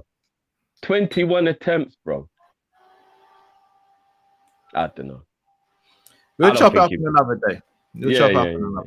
I can always feel that little bit of a Pep feeling you have when we have the conversation. Yeah, I know, but you got to leave that out of it when we're having the talk, bro. You got to leave that out. Bun him. All right, let me ask you this quickly. Go on. If he was like, look, I adore Man City and I've created a legacy here, but I also know Liverpool is an absolute institution, and Klopp left because he said he didn't want to do it, and Pep was willing to take the job, would you take Pep? Yeah. Oh no, I rate him as a manager. Let's not get that twisted. I don't know. You have questioned. You even questioned his like checkbook. No, but this is where I'm just about to go. I don't know how well Pep works under Liverpool's model. I think he can get the best out of players. I think he's a brilliant coach. I know he does easy fixes with just money because he can, but he's also a brilliant coach, bro. If you look at some of the players that have improved under his tutelage, he's a brilliant coach as well as a manager, bro. So I believe if we kept our recruitment right, I think he would continue to. He's a brilliant coach with bringing in some of the top talents in world football. And again, there's nothing wrong with that. No, but he improves players as well, bro. Loads of players improve under him. He does. Again, not disagreeing with that, but there's no evidence to show that Pep can do what Klopp's done. And for me, for Liverpool to work brilliantly, it needs a Klopp type of manager. Pep doesn't seem like that type of manager to me. I don't know, man. I don't know. I rate Pep. So I rate him highly, but I in this particular model, I don't know if it'd work. That's all I'd say. Just this particular model. Gonna bring in the next caller. Cal's now army says quadruple chase, Cal. You know, Jurgen Quad. Jurgen Quad. You know how it goes, man. You know what I'm trying to say. Drifty, man, big up to you, man. I remember talking to you on Spaces, man, before, man. Big up to yourself, man. Love. Yeah, man. What's going on, bro? Big up. Yeah, man.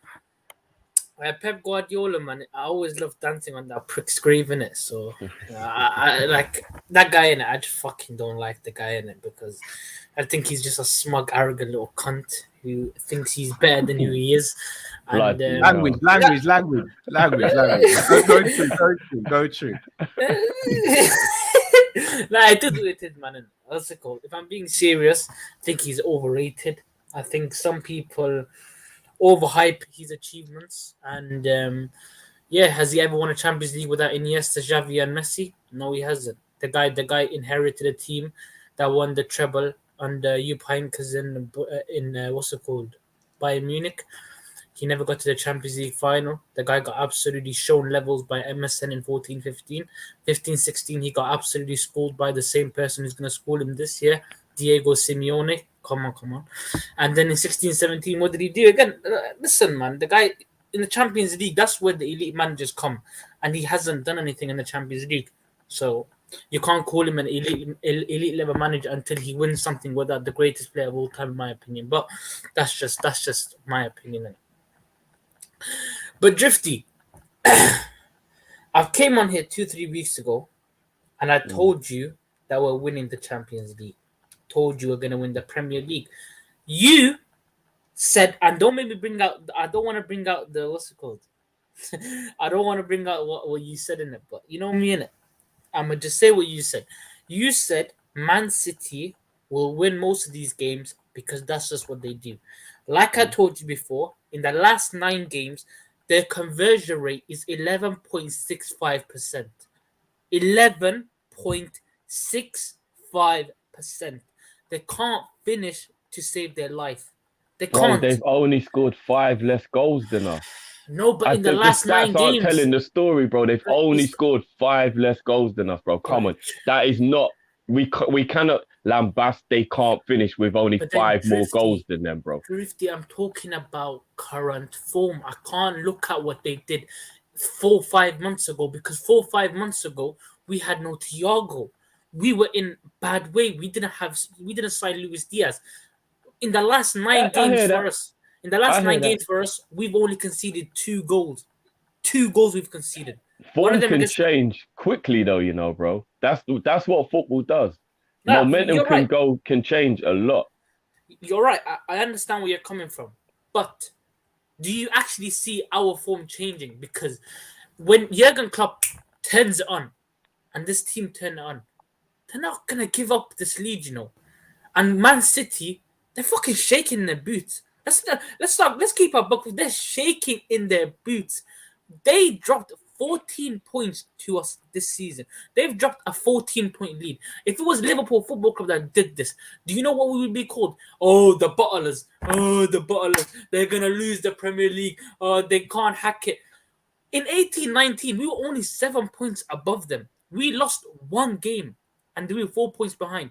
If we drop 14 points, do you know what Jurgen Klopp, oh, the overrated guy, oh, all he does is knows how to change his teeth, he just whitens his teeth. That's what they'll be saying. But when it's Pep Guardiola and Man City, because nobody gives a fuck about Man City, oh, nobody talks about them. Come on, man. That's true. 100%, that's true. This is why I'm trying to say it's always double standard with us, man. We're just the best team in the Premier League right now. I'm sorry. 9 wins in a row. This is why I will never, ever take Chelsea Football Club seriously. This is why I will never take them seriously. Thomas Tuchel has only won 5 Premier League games in a row once. And he's on that run right now. I'm sorry. How do people think this guy can win a Premier League in this era when the standard of winning a Premier League is 15 plus Premier League wins in a row. How? You can't do it. You can't do it in this league. You have to have something called consistency. And there's only 2 teams in the Premier League that have it. But I'm supposed to believe there's teams like Leicester City. And Cal, you know what I'm talking about when I'm Football Terrace. You know what happened, bro. People telling us that Leicester City were going to finish ahead of us. Are you mad? What? I defended it. I heard you defend it. But what we can't do though, bro, we can't sink into that victim mentality of like being angry about what people said about us. You know what I mean? We just got to get on with it now and just prove them wrong. No. Drifty. I love what they talk about because that's when they're underestimating Liverpool. You don't underestimate Liverpool. Nobody gave us our flowers at the beginning of the season. So for now, if we win the quadruple, do you think that these guys now are going to be thinking about, boy, we underrated this Liverpool team? Come on, man. The Champions League, Benfica, I'm sorry, I told you this before, Drifty. They are worse than Aston Villa. This Benfica team, if they played against Aston Villa over 2 legs, Aston Villa would beat them. Imagine what Liverpool is going to do to them. Then you got Bayern Munich. I told you, I don't rate this Bayern Munich team as highly as some people do because their attack is good, but their defense is shambolic. Nicolas Sule is one of the worst centre-backs that I have seen at Bayern Munich. And Cal already knows what I've told him about Upamecano. You've seen it right now, innit, Cal? You've seen what this guy is. Oh, yeah, I don't really. I've never really read. This guy is, do you know what he is? He is the definition of an athlete centre-back. He's got no footballing IQ and no footballing techers. The guy's just an athlete. But, bro, I'll say to you what I said in the spaces earlier. What we can't do, though, is take for granted the fact that the chances we gave Chelsea in the League Cup final, the chances we gave Burnley, the chances we gave Arsenal, Bayern Munich are absolutely smacking us with those chances.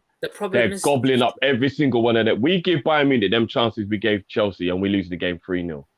Drifty, again. So it goes both ways, but we can't go into cocky mode. All I want to do, I love the confidence from everybody, and I live for it. We're Liverpool, man. We live for this shit. But what I don't want to do is I don't want people to get cocky. We can remain confident. We can remain positive. Let's not get cocky. To say we're going to smash Bayern Munich. Oh, I didn't say smash. I said we're going to beat Drifty. Is going, fair enough. But to have no fear of Bayern Munich is too far, bro.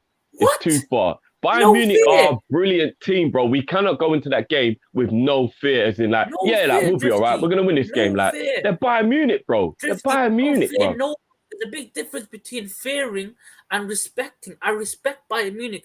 I have no fear about them.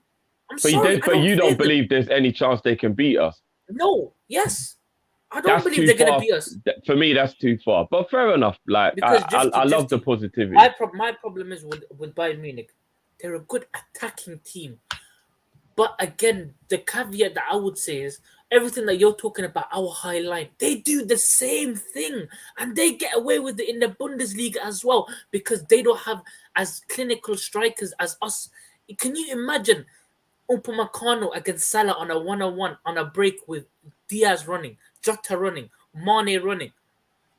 It's different. It plays up in the whole hands. And the one thing that I would say is I am very comfortable with Bayern Munich in a high line because Robertson and Gnabry, I think Robertson could handle Gnabry. Gnabry isn't the same person that he played against in 2018-19. He's gone physically slower, but he's a bit more smarter, but I think Robertson could handle him.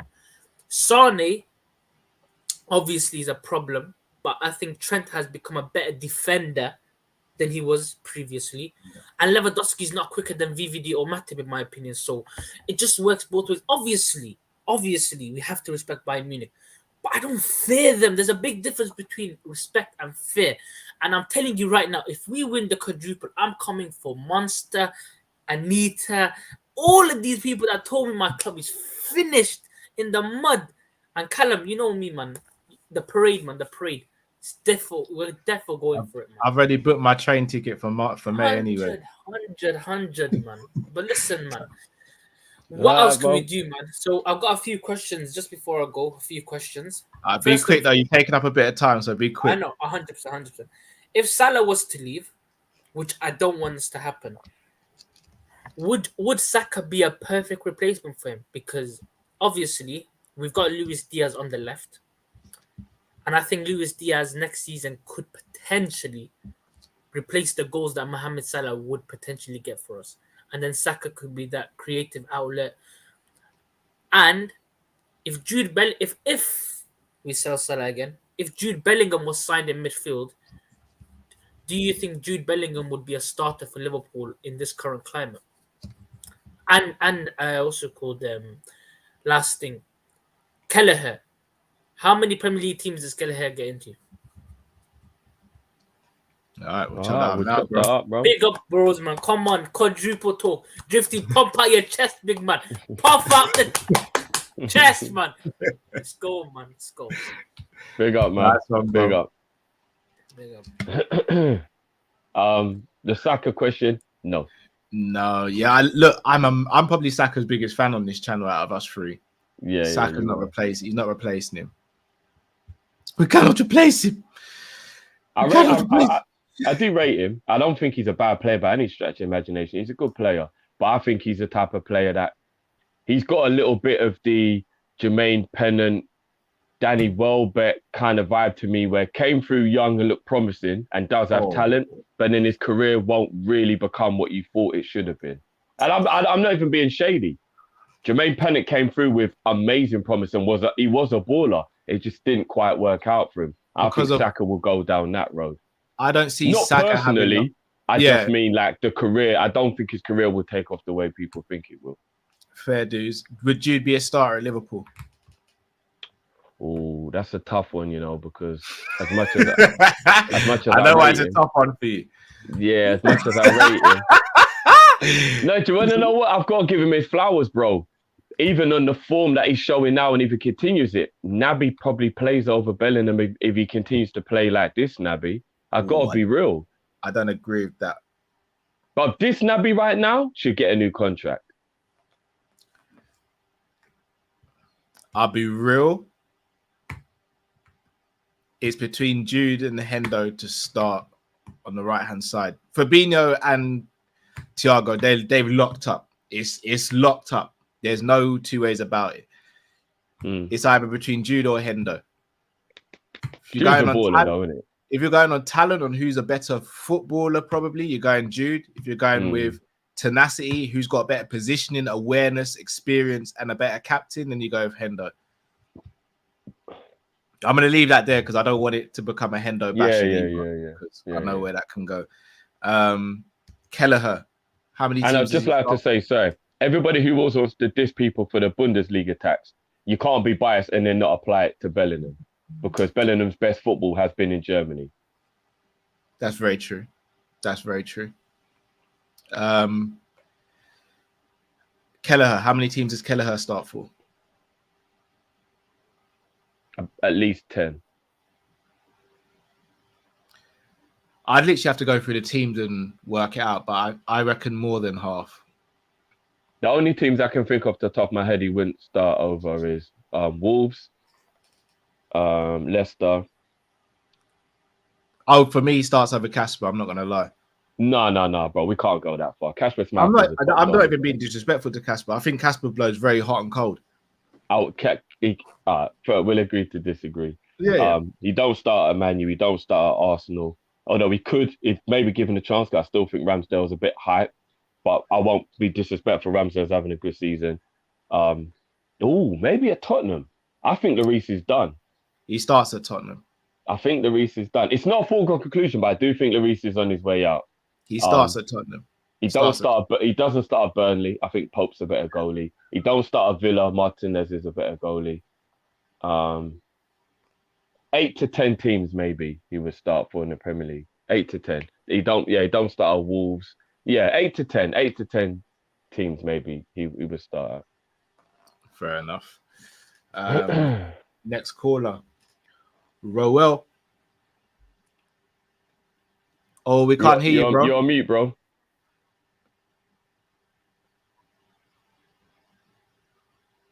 No, we can't hear you. I don't know if have you got headphones plugged in or something plugged into.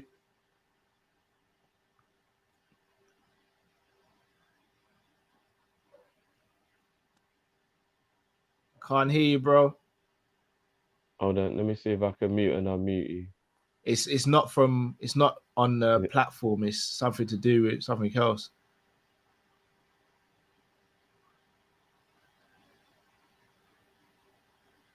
That was swift, bro.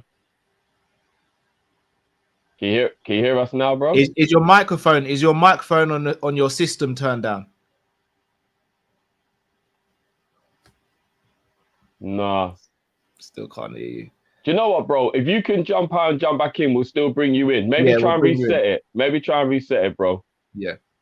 All right, cool, bro. That's a shame, man. I hate when technology does that, man. Yeah.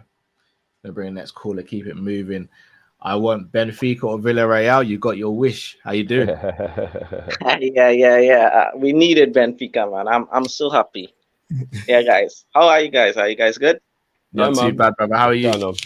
Yeah, I'm good, man. I'm good. It's just two questions I wanna bring to you guys today. But before I talk about the two questions, Callum, has you seen the news about your boy from Bayern Munich? No, not Bayern Munich, Bayern Leverkusen. Who, Musa? Who, Diaby? No, the kid, the 17-year-old. Oh, Ritz. Yeah. I told you I'm gonna stop asking for players because whenever Bro, I do something that happens, I told you. Yeah, he done his ACL. As soon as I saw that, I said Callum is in the mud, man. Drifty put in a WhatsApp group. Think about this: Neto, Chiesa, Wirtz, Basuma, Fakir, like. Yeah. But yeah, my question is, and I didn't want to speak about it, but we have to speak about this. It's the Bundesliga, man. The Bundesliga tax, because it's been trending, and I didn't want to pay any attention to it because I said they're saying that because they think the Premier League is the best league in the world. But I've been watching the Bundesliga in the last 2 to 3 weeks, and guys, if you guys think our high line is bad, there's worse. These guys start in their box, the next team box. It's horrendous. And who Bayern Munich or all teams? All teams, bro. The whole of Bundesliga, because most of the coaches are German managers, so they all play the same way with this highline thing. And in the Bundesliga, I don't think these coaches know what double up means. They give the defenders, it's always 1v1.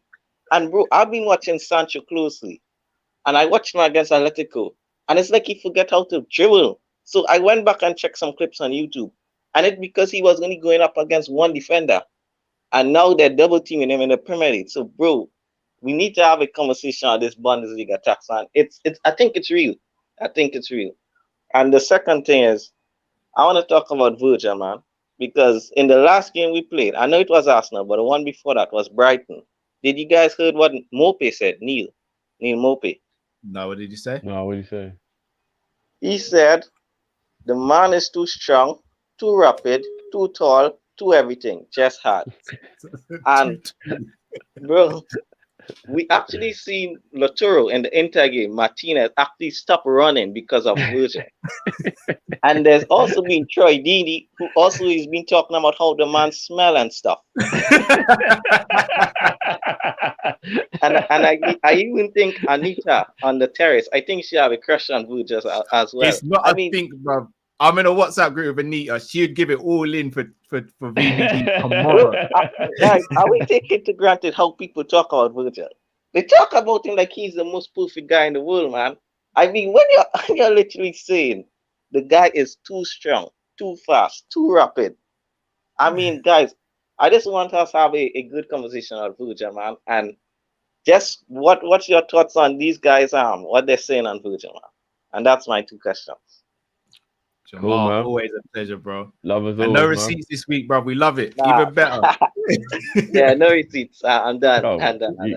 Yeah, but you're down to your last strike, bro. It's best to keep them receipts in your wallet, big man. So yeah, no, big up, bro. Big up, bro. Big up. Next week again. Yes, bro. Big up. Yeah, Take care. Cal, I don't think it was a rant. I just think it was a passionate speech. And a lot of people, not you, but a lot of people might have thought I was crazy. But I said it. Recency bias always makes people think that you're crazy when it's a comparison with nostalgia. They always do. And I get it. Even I do it a lot. We do it. The Ronaldinhos and the Zidans. You can't help yourself. I know. You can't help yourself. I know. But bro, I'm telling you now, and again, people might think I'm being biased. I'm not. Like Jamal said, listen to what the people are saying who play against him. Listen to his peers. Look at the evidence. We're talking about one of the best young players in world football who just saw it was Virgil and stopped. Just, forget it. Just stop, bro. Bro, Virgil van Dijk is the greatest centre-back I have ever watched. And he may not have the longevity on his side of a Nesta and a Maldini and those type of boys. They were legends of legends.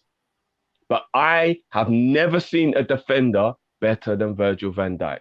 He has every single attribute you need to walk around and call yourself Kal-El. Every single one, bro. He's Clark Kent. The ponytail's the disguise, bro. That's the disguise. I reckon when he gets home, he just lets it all out, bro. Do you get what I'm saying, bro? Just puts on some chinos or something or some jogging bottom sweats and just sits on the sofa with his wife and his daughter and just chills, bro. And you know what I mean? And I don't know, heats up the dinner with his eyes, with his laser vision or whatever the fuck it is, bro. The man is a superhuman, and I've said this before. We take him for granted, and even though we love him, I do think we take for granted the fact that he's been so good.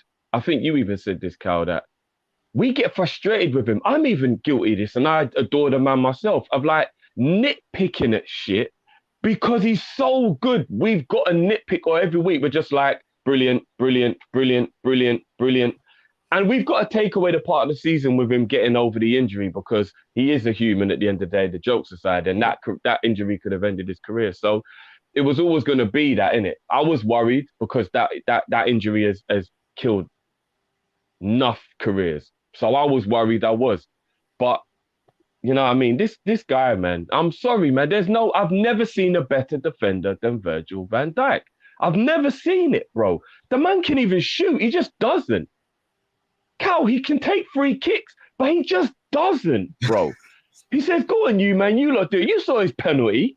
Yeah. You saw his penalty, bruv. He said, all right, well, have I got to just prove I can shoot if I have to? Didn't he score a half volley from a corner this season as well? Didn't the ball bounce right in front of him and he span on a half volley and packed it in? I'm sure he scored a half volley this season. But he should have been saved. He should have been saved. It was straight. Either way, man. You know, that's what you think, bro. But you know but back in the day when your mom would come at you with a switch and she was swinging it and you could hit boop, boop, boop in the air. You know, you could hear that. That's how the ball sounded as it went past the goalkeeper. Kepa, all of them. There's too much oomph on it, bro. They can't handle it, bro. And you know that switch noise. You know when you hear that bamboo stick coming, brother. Whoop, whoop, whoop. You know that noise, bro.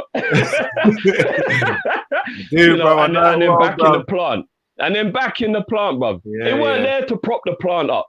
It was there to just red up man's legs, bro. That's what the thing was there for, bro. No, I hear you. Look, Virgil's my guy. Virgil's my guy, bro. Everything you've just said, I'm not even going to disagree with. Virgil's that guy, man. But Virgil is that guy. Bundesliga tax, though. I'm going to be real. Jamal's got a lot of good... What he said there, I can't disagree with. However, just like in all leagues, there are anomalies. And I think people like Lewandowski, Haaland, they're anomalies. So no matter what league you throw them in, I think they still eat and they eat well. So yes, I get it. Because you get people like Werner, who we all thought was going to be this clinical machine. Yeah, he's so clinical when he's playing against a defense that's 30 yards deeper and etc. He's not that clinical when he's got to make up his mind quicker with decisions. So I hear what Jamal's saying, but I do think there are anomalies. And I think your likes of Jude Bellingham's, Haaland, your Lewandowski's, your Gnabry's, your Kimmich's, they're anomalies. But he's absolutely right. People like Upamecano and all those players there get ripped to shreds. Like, I'll be honest, if we bought Upamecano, we'd have wanted him sold by the end of this season. Ooh, I think that's a bit harsh, but the guy's not it, Drift. Trust me. So, are we looking at the fact that Bundesliga tax probably takes about 2 or 3 years of your career to a degree? Because we have got a few people who've been successful in England, but they all took a while to actually get to the level. Because even Matip, I don't think Matip's first 2 years at Liverpool were good. Naby's first 2 years at Liverpool haven't been good. Werner. Kai Havertz is coming into his own a little bit now, but his first season wasn't good. So are we talking about maybe you got to take 2 years off your career to get used to the Premier League, kind of? I think it's the player. Do you know what I really want us to do? And I might actually do it when I've got some free time. Go through all of the Bundesliga signings from maybe 2010 up until now and see how many of them have actually been successes. Yeah, that would be a really good members video, actually. I'll do that. I'll do the research with you on that, to be fair. That'd be a good video. Right, let's get the next caller. Bro, I say we get through some of these supers first because some of them are about the subject we've spoken about, bro. So Ems A says, I want Madrid in the final, run it back, #revenge. Whoever, as long as we get to the final, whoever it is. Would be Joe sweet. says, is Salah signing or not? If he isn't, are we selling this summer? If he's not signing, we sell this summer. We have to. He can't do a genie. Mr. Dare I say it says, if Haaland goes to City, where does Kane go? Man United. Merseyside. Manifest Cal. I can't lie just like that. We give him Divock 100 mil. Divock's available on a free, bro. Oh, we convinced him to go there then. We convinced him to go We're going to bargain him now, bro. And we loaned him Jones. Who, to Tottenham? Nah. Ason says, Chelsea fans forget their players are being paid food stamps. Them stamps won't fill 100 mil Lukaku's belly. Enough Chelsea fans gas, 2 seasons of gas. Facts. Can I just say something quickly? Because I know we got to get through these super chats. If you was a Chelsea player, Cal, and you were super, super mega rich as every single one in that team is, would you not have a duty to cover your own costs while the team's going through what they're going through and not make demands on being paid your wages? So Mason Mount and Reece James are, but let's not forget, like once they're good again, they'll be recompensated. Even under that, though, bro, I'd pay for my own travel if I knew my club was struggling for traveling. I'll pay the dinner lady, or if I'm making 300, 400, 500 grand a week for God knows how long, like I can't be like Chelsea can't afford travel. I'll just pay my own, keep the receipts, get it back. Do you get what I mean? Like, is it really that, like? I mean, this is, for me, Drift. This is that because they're rich, they should give certain things up mentality, though, and I'm not really a fan of that. Like, bro, I can't lie, man. I am. I think if you're rich, you can't let somebody struggle. No, but Chelsea, I mean, they kind of put themselves in that situation, Drift. Why should the players now? Because then the fans. I'm just saying, if it wasn't Chelsea and we didn't hate them, for an example, like this is not like a charity or anything. If I'm working at a charity or something, and they say, you know what, Cal, we're falling on some hard times. Can you? We can't pay you this amount, or we can't cover your costs here. Yeah, by all means. This is a football club, bro. You better make some way of making it happen. I signed a contract. Yeah, I don't know. Yeah, I guess I signed a contract. If I don't turn up to work, you can officially like sack me or dock my wages because I signed a contract. I'm breaking my contract. Those Chelsea players, sometimes they signed a contract. For me personally, I'm not that. I don't like that whole mentality of because someone's rich, they should do more. I think we should all do equally. Like if everyone put £1 into a piggy bank, we cure world hunger, for example. For me, that shouldn't be on the rich.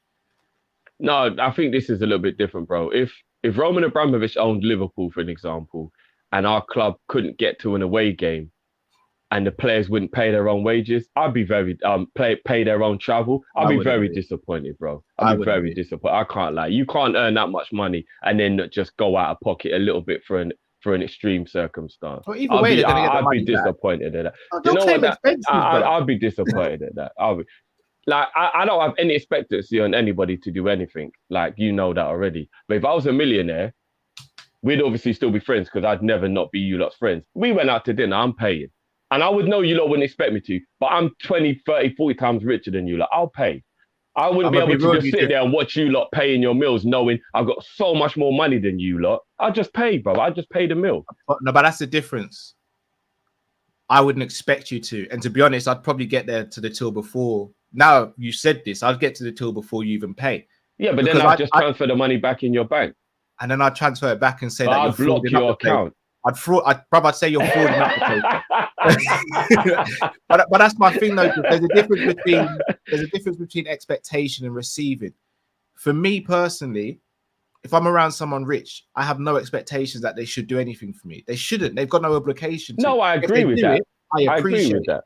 But the players, I think the players should help a little bit while the club's in the mud. That's all I'm saying. I think the players should help a bit while the club's in the mud. For me, they should still get reimbursed. They should still get reimbursed. Yeah. Even if that's the case. But if Chelsea can't get to a game, surely the players can just pay for themselves. Then I'm with you then. Yeah. Do you know what I mean? Like, I feel like it's madness, bro, that the players are like, well, how are we going to get there? But just buy a ticket, bro. You're a millionaire. Just buy a ticket, bro. No, I hear you. But all I would say is I'd want to know that they're being reimbursed. A lot of them are getting paid more than they should be, bro. Maybe the reimbursement's not necessary. It's the contract they signed, bro. The contract they signed. Little payback from Lukaku for the 350 grand a week he's earning to do what? Maths says Ralph equals Klopp's dad, Tuchel equals Klopp, Arteta equals broke Klopp. There's only one man who laughs in his press conferences, though, innit?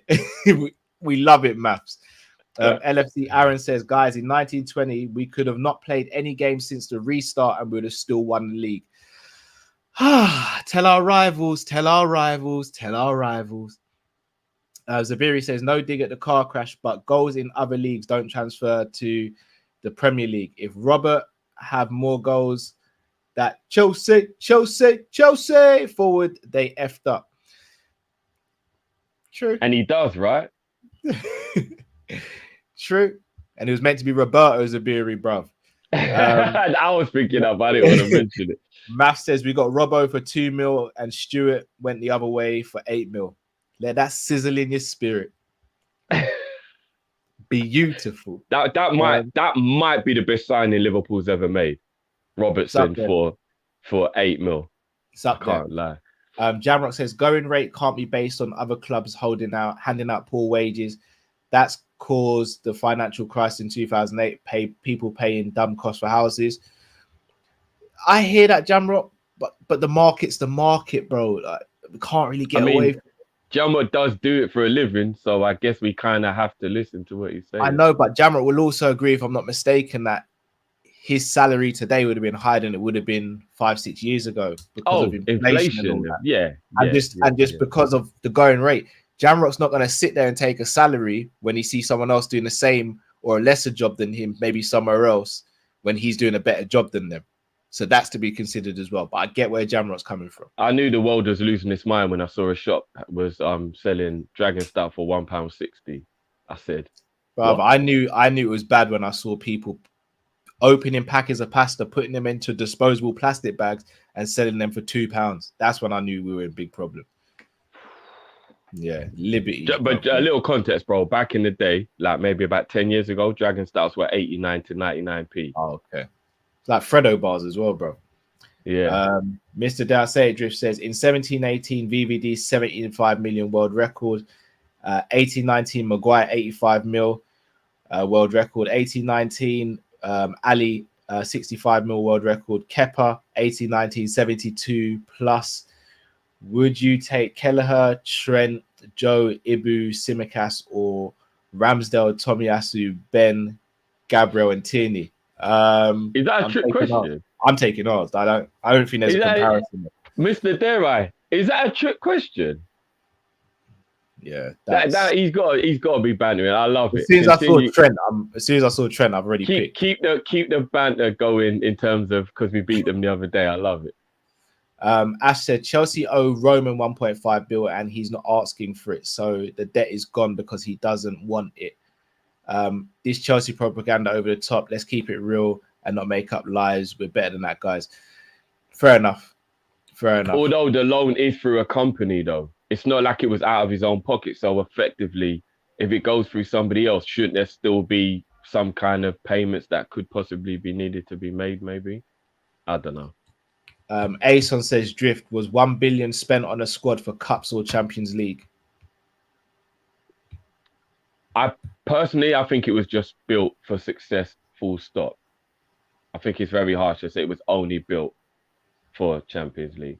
Because let's be real, if they won the Champions League, let's not spend long on this. If Pep won say Pep won 2 Champions Leagues, Cal, yeah? Real talk. He's Yeah. been there 5 years, yeah? Say he won 2 Champions Leagues and no Premier Leagues. Would then beat him with that stick. Nobody would go, but he won the Champions League. People would start beating him with the stick that he'd never won the Premier League. Yes, you can't Drift, but win sometimes, bro. No, because when you build a £1 billion squad, then yes, Drift, you have to be winning these big trophies, bro. But they won a domestic treble. It's never been done before. In the history of the entire league, nobody's ever won a domestic treble before. That's fair enough. They got Drift. 100 points, bro.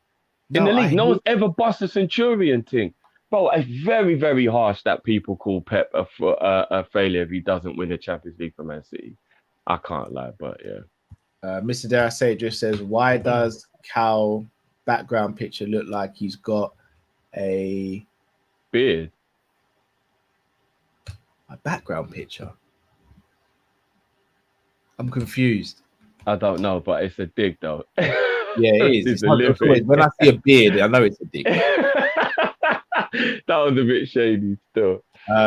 Ash says 4 League Cups, FA Cup, 3 leagues, completely changed Man City culture, new style of football to English football, and improves nearly every player he works with. I hate City and money, but let's be real here.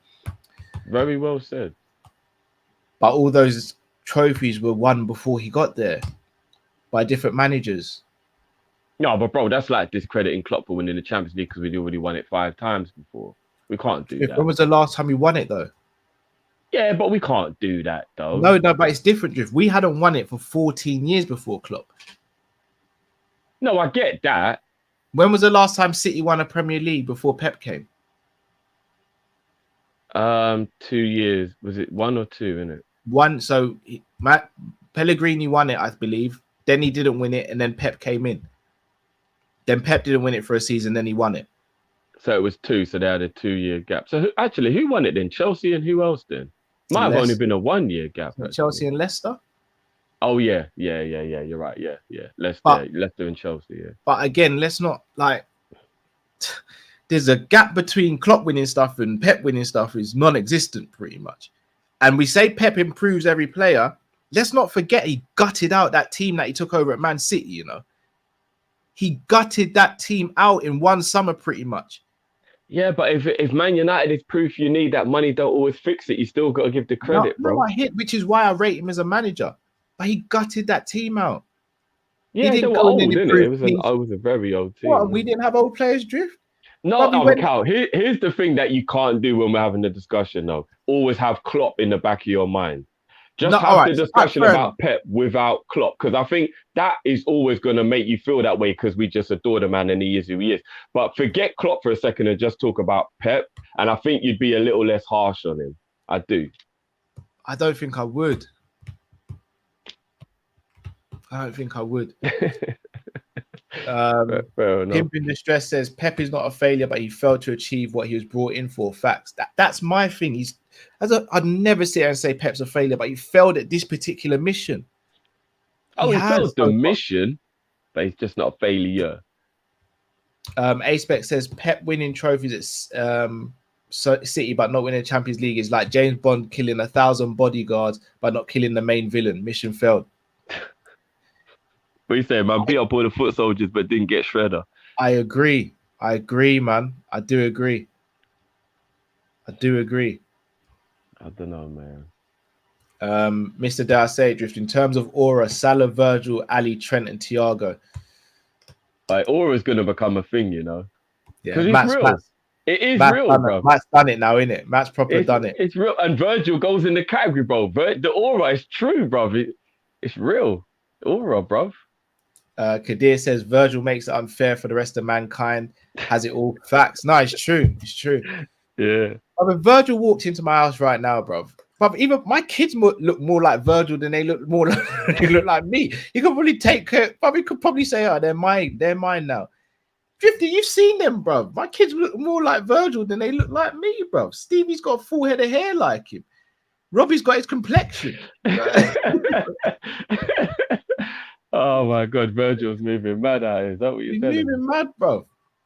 Allegedly. T1 says I'm mentally prepping myself for the Liverpool quad. Same here.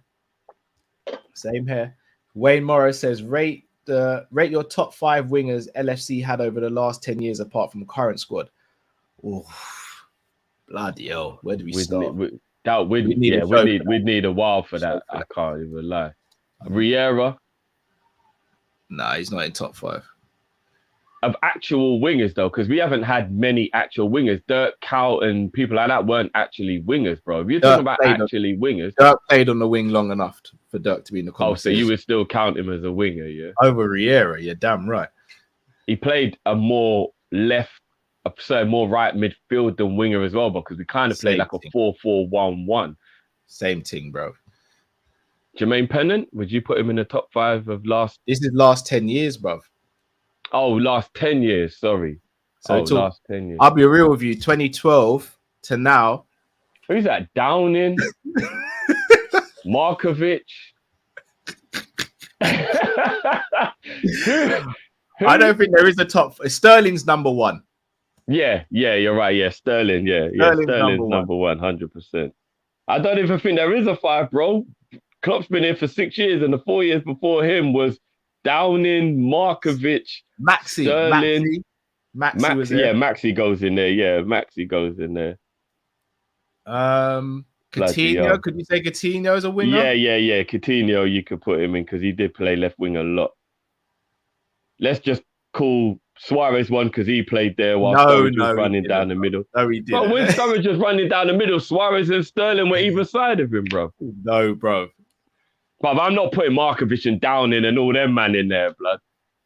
But Ben Ayoun wasn't in the last 10 years. Yeah, he wasn't. Babel wasn't in the last 10 years. No, actually. Oh, Babel might just make it. No, he left. What, did Babel leave before 2012? Yeah, he left with Torres. Did he? I don't even remember. That was bleak. Shaqiri, maybe. No, yeah, Shaqiri because he's not here anymore. Yeah, Shaqiri. No, yeah, Shaqiri. Yeah, Shaqiri. That was a hard one still. Yeah, that was hard. Yeah, Wayne, that was a horrible question, bro. Official says, R.I.P. Scott Hull, aka Razor Ramon. Indeed, R.I.P. City feeling the pressure of us at all angles and more than you can believe. More than you can believe. Zabiri says, people buy squeeze of toothpaste in the ghetto and slice of bread. We got to stay in our lane. What we work for PSG won't work with FSG. 6 trophies still. I want 6 trophies. Man said they buy a squeeze of toothpaste. Raw. So they take their toothbrush with them and in the shop and then they got to make sure it doesn't fall off before they get home. Trust me, poverty in other countries is mad, bro. Official AMD says Pep was brought in to win the Champions League. He's not a failure as a manager, but has so far failed to complete his objective. Klopp won both for our beloved club. I get I think the Klopp comparison is what makes people get a little harsh on Pep. But Klopp has won both, which is all that matters. Yeah. James says, bless homies, did you hear the curse put on Pep for how he treated Yaya? That Pep won't win the Champions League, just like Grobbelaar had to pee on both goalposts. If that's real, that's legendary. Official AMD says, Pep is the guy that went to speak to the woman at the bar, had a great convo, but then at the end, she asked if he could give his brethren Jurgen's number. I would be livid. Imagine, I would be absolutely fuming. I actually know a scenario where that happened, but I won't talk about it. Not to me, I just know a scenario where that happened. I need to know names about who that is offline, bro. Yeah, I'll tell you afterwards. That's mad, bro. Big up Caleb, bro. How you doing? You're on mute, bro. You there, bro? How you not doing? Yeah. What's up, man? Not too bad, bro. How are you? I'm fine. I just had to cover and then give Allison some prop, man. The guy's been carrying us this season, if we think about it, because games I know he made that mistake against Spurs, but think about the chances they had in that game, like the Kane one, the Dele Alli one where he saved with his fingertips.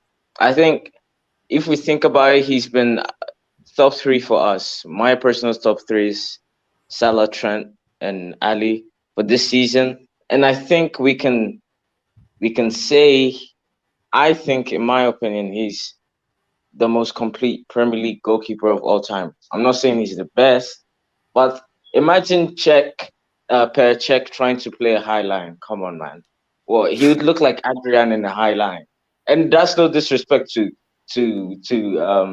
Per, but with Chelsea, he was playing behind Terry and Carvalho and like two banks of four ahead of him. Like, if he played now, he would look very, very shaky. And that's just what I wanted to say. That's what I have for today. And Kyle, come on. Keita deserves a contract this season. Think of his performances. And his injuries have looked better than they've looked ever for us. I don't know what medical staff we have now, but they're doing miracles. Because Matip as well, he's only been ill once, I think. But yeah, that's my bit forward. Caleb, I'm going to ask you a question because Matt ain't here, so I can speak with my chest on Naby Keita at the moment. Can you name me 5 top performances he's had this season, bro? 5 off the top of my head. Hey, do you have your lawyer with you, bro? Because you can actually refuse to answer questions until your lawyer arrives, bro. No, but I'll give you United, right? But I think, in my opinion, I'd prefer for him to be a consistent 7 than 7, 8, than have I think his United performance was a 10, right? In previous seasons, like 18, 19, he had that performance against Leicester, Southampton as well. But I felt like in those seasons, he would have a 10, then he would have a 6. And I feel this season, he's been, apart from United and maybe that Atletico game, that's the biggest range of difference in performances. But he's been a solid 7, 8 this season. And when the 2 games we've lost this season, him and Thiago didn't play. Every time he's played this season, we haven't lost. So I think that's credit to him. Yeah, I agree with that. Respectfully, I don't think he's done enough this season for me to say he deserves a new contract. Over, okay, you say it's between Ox and Keita. I don't think we can... For me, one of them's got to go, potentially both, at the end of the season. I don't think it's between them on who stays. I don't think it's you either keep one or the other. It's either one goes or they both go. All right, but if let's just say Milner becomes a coach, because I don't want to imagine a world where we keep Milner as a first team option. No, disrespect to him. But if Milner leaves, well, when he becomes a coach, and we let both Keita and Ox go, isn't that a bit too much? No, for me personally, no, I'm just laughing at some of the comments, not you, Caleb. For me, no, because I think we need a new midfielder anyway. All right, fair, but I think apart from bringing in Carvalho as well, I think Carvalho is going to be another body in midfield for us as well. But I don't think Carvalho could play a Klopp 8, maybe on the right hand side, but definitely not on the left. And apart from Thiago, I think Keita's the only one who can play on that left hand side. I think technically he's one of our better players in terms of how calm he is on the ball, but obviously we all have our opinions. So yeah, thanks to you guys. Yeah, no, big up, bro. Of course, you're allowed your opinion every single time, bro. 100%. Yeah. And I kind of agree with it, to be fair. So yeah, man. Big up, bro. Big up, Caleb. Thank you for calling in, bro. Absolutely spot on what he said about Ali. Ali's gone under the radar this season, you know. Because he's Liverpool's goalie, isn't it? Even by us fans, I think. For me, he kind of gone under the radar. I think we gave him his flowers when we had the conversation about the Salah situation, and everyone was in agreement that Allison is just as important. So I think people have realized and come to that conclusion. Do you know what I mean? Yeah, fair dude. Although you're right, maybe he needs even more flowers Maybe yeah, you're right. I'll be Maybe honest, he I think needs even I more think we time. underplay it. Goalkeeper's a big position, you know. Bruv, I know, bruv. I know. It's the reason why I used to say he was more important than Virgil, just because I remember the Mignolet days. Like, I can't lie, bro. Anytime you need to understand what the goalkeeper position is like, just remember the Mignolet days. You know what I mean? And then it'll bring it right home for you, bro. We've seen us without Allison in the Champions League final, the Champions League against Atletico. Virgil played those games, played excellent in those games. Still went out.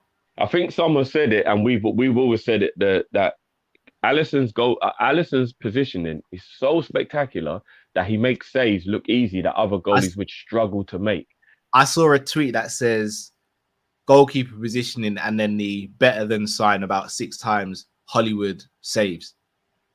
We see Hollywood saves all the time when Allison just catches it and then throws it out. Pickford does it all the time. He's the guy for that. Pickford's always just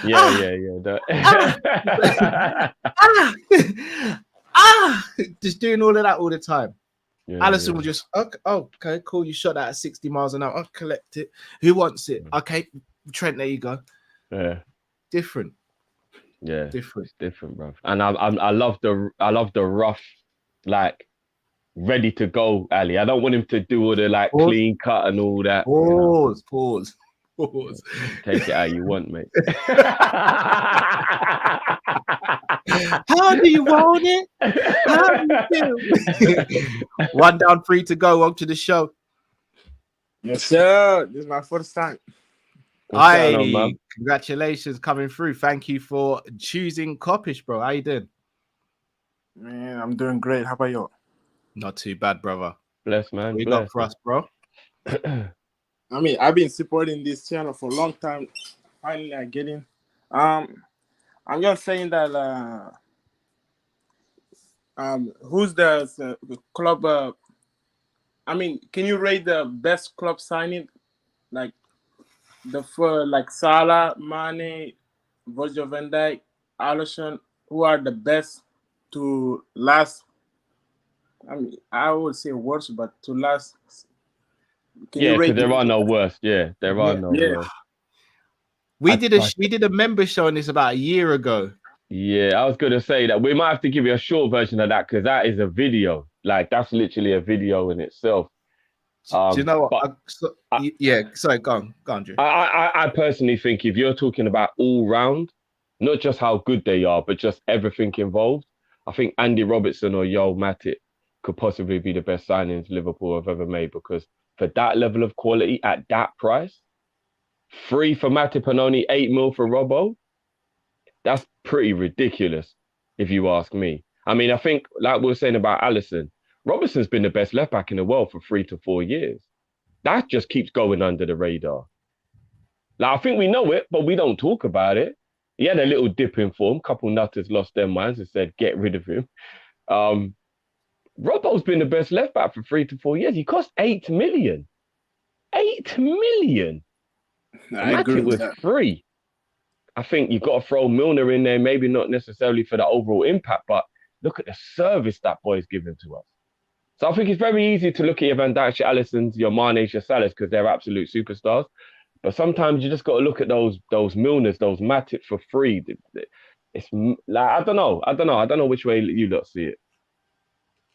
I know I'm sitting on the fence here, bro, but I genuinely can't pick. I can't. And even like Saint, big up to Saint LFC. He sent me a message on WhatsApp and said, pick your Mount Rushmore of Liverpool Klopp era signings. I can't even pick the top 4, let alone top 1. I genuinely can't. Yeah, because they came at different times, but they've all added something different. Like Mane was the first piece of the puzzle. Guys, let's not. I know I'm going to get smoked for this. Let's not forget about Genie.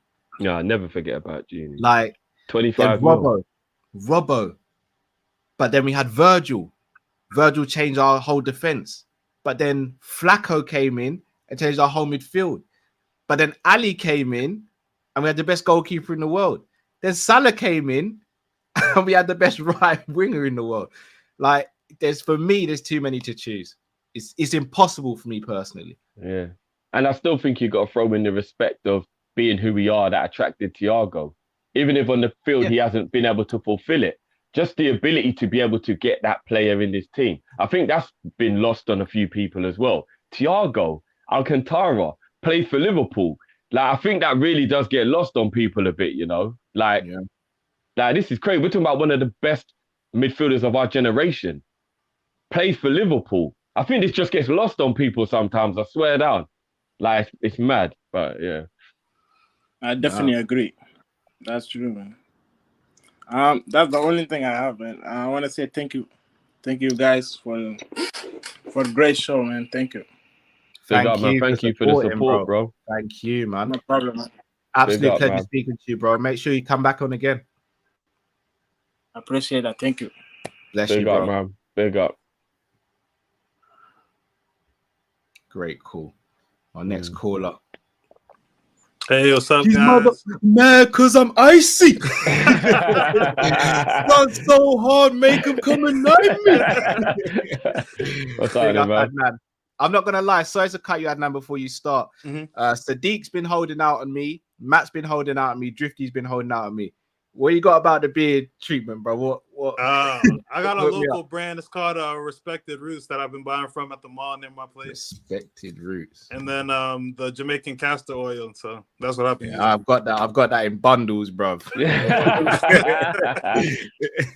Man. Respected Roots. All right, I'll hit that up. I'll see what we can do there. How are you doing, bro? I'm doing a bit of a cheap shot when you included me in there, Cal, because I might have a better beard than you, but I don't talk to these, man. So it's a bit of a cheap shot. That's because you kite it, but you've never ever said, "Oh, Cal, use this in my help." But it's cool. You're there to dig me out. No, it's cool. Adnan, how you doing, brother? I'm doing good, man. It's an exciting time to be a Liverpool fan, especially after that draw this morning. Well, afternoon for you guys, I guess. But I know Jeff doesn't want to talk about it, but the quadruple, man, it's in the cards. It's in the cards. But I'm not try to get too excited over it, but it's a possibility. But I had a couple questions. So ESPN FC had a post recently, and they said Mo Salah, only Steven Gerrard has more Premier League goal contributions than Salah. And I said Salah might go down as Liverpool's greatest Premier League player when he's done with his career. And I haven't gotten this many notifications. And Gerrard was my favorite player too. But I'm saying my question is, what does Salah have to do to be Liverpool's best ever Premier League player? If you guys don't think he already is or can get there. And also, if we win the Premier League and CL, what kind of conversation are we going to have about Klopp, seeing as though some people view Pep as one of the greatest managers?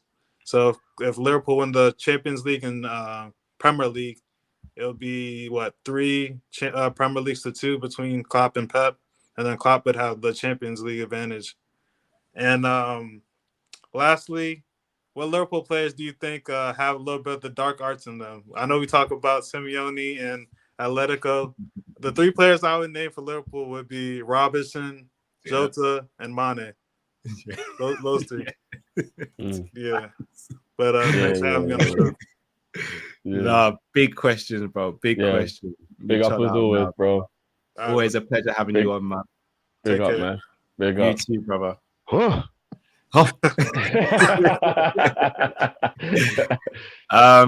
To answer the first question, I'll go first on this if you don't mind, Drew. Salah, what does he have to do to become our greatest ever Liverpool, our greatest Prem player in this era? It's going to sound so discriminatory saying this, but I'm going to say it. He'd have to go back in time and be born Scouse and play in some of the worst Liverpool teams we've seen. It's unfair on him. It really is. It's so unfair on him. But we saw Gerrard single-handedly win us trophies. Salah is a fantastic, amazing, superb player in a great team. It's not Salah's fault. It's just he ain't Gerrard. And it's so unfair on him. But it is what it is. No, everything you're saying is true, bro. But it's not fair on him. I've got to caveat that with another question I don't want answered now. I just want it to be food for thought. We're doing the kind of glory side of things, having that conversation without thinking, So what does Virgil have to do to be considered Liverpool's greatest ever Premier League player? Because I'm sorry, we just spoke about it. I've never seen anything like it. And he can't rack up numbers to get that like obvious what it is. What does Virgil have to do to be in that conversation? Because I think he should be in that conversation. I can't lie. I hear that. Who gets shook in the tunnel? The opposition. Who are they looking at? The man that smells good, looks good, and plays well. I'm just saying. It's mad. It is mad. I can't lie. It's mad. For me, I'm so biased on this though. Maybe rightly or wrongly. I leave that to everyone else to decide. For someone to go past Gerrard, in my opinion, they'd have to go above and beyond. It's like when you have the perfect girlfriend or wife and you split up and no other one replicates or can come close to that because you're judging them just based on the best. That's what it is for Gerrard. Like Gerrard was everything to Liverpool. Actually, do you know what, Kel? I'm gonna say something that's actually, it might cause a stir or you might understand the method of my madness. But if the trajectory remains the same, Liverpool's greatest ever player could arguably be Trent. True. And I mean anybody. Not just Gerrard. I mean anybody. If the trajectory, this kid was 18 winning Champions Leagues and all that. If the trajectory stays the same, Trent could be Liverpool's greatest ever player. Very true. Very true.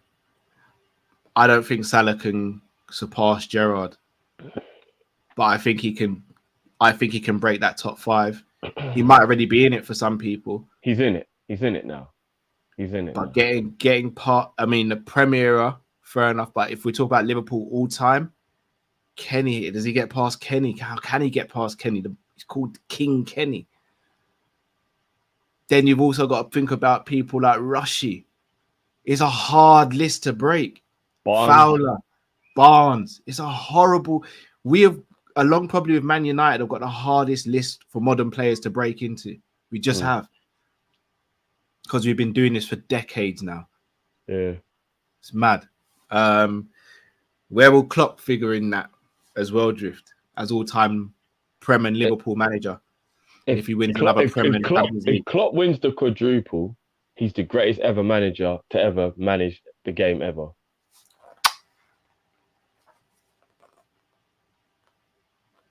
I'm good with that.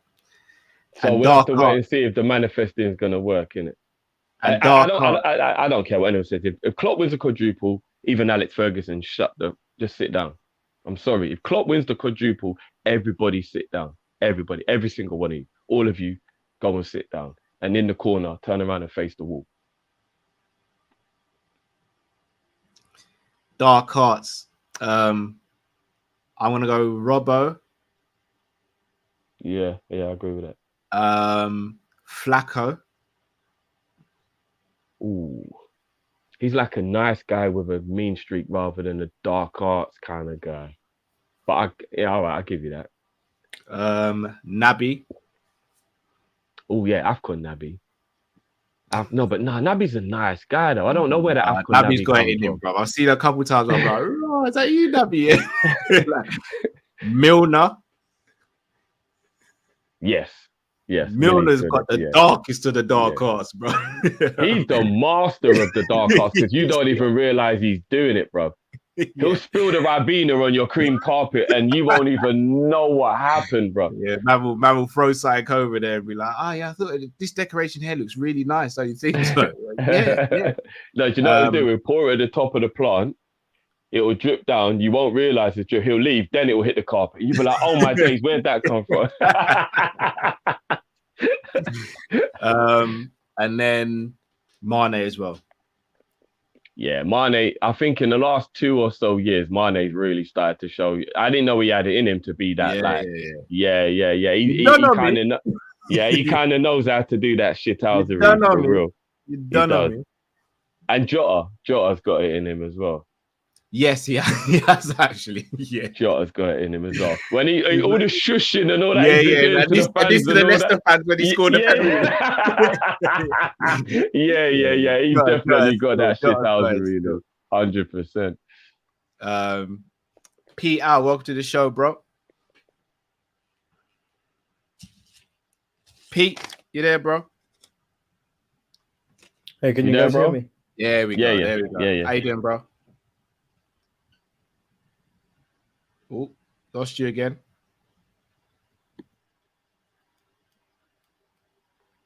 Oh man.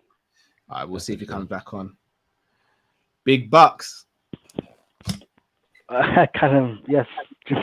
One of my favorite callers right here. What's going on, bro? How are you, bro? Talk to us, bro. Talk to us. When was the last time you guys was able to get the bus, eat a sandwich? What's happening? Talk to us.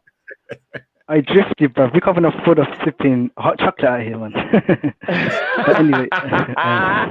Yeah, no, hot chocolate's expensive, bro. Hot chocolate's actually expensive, bro.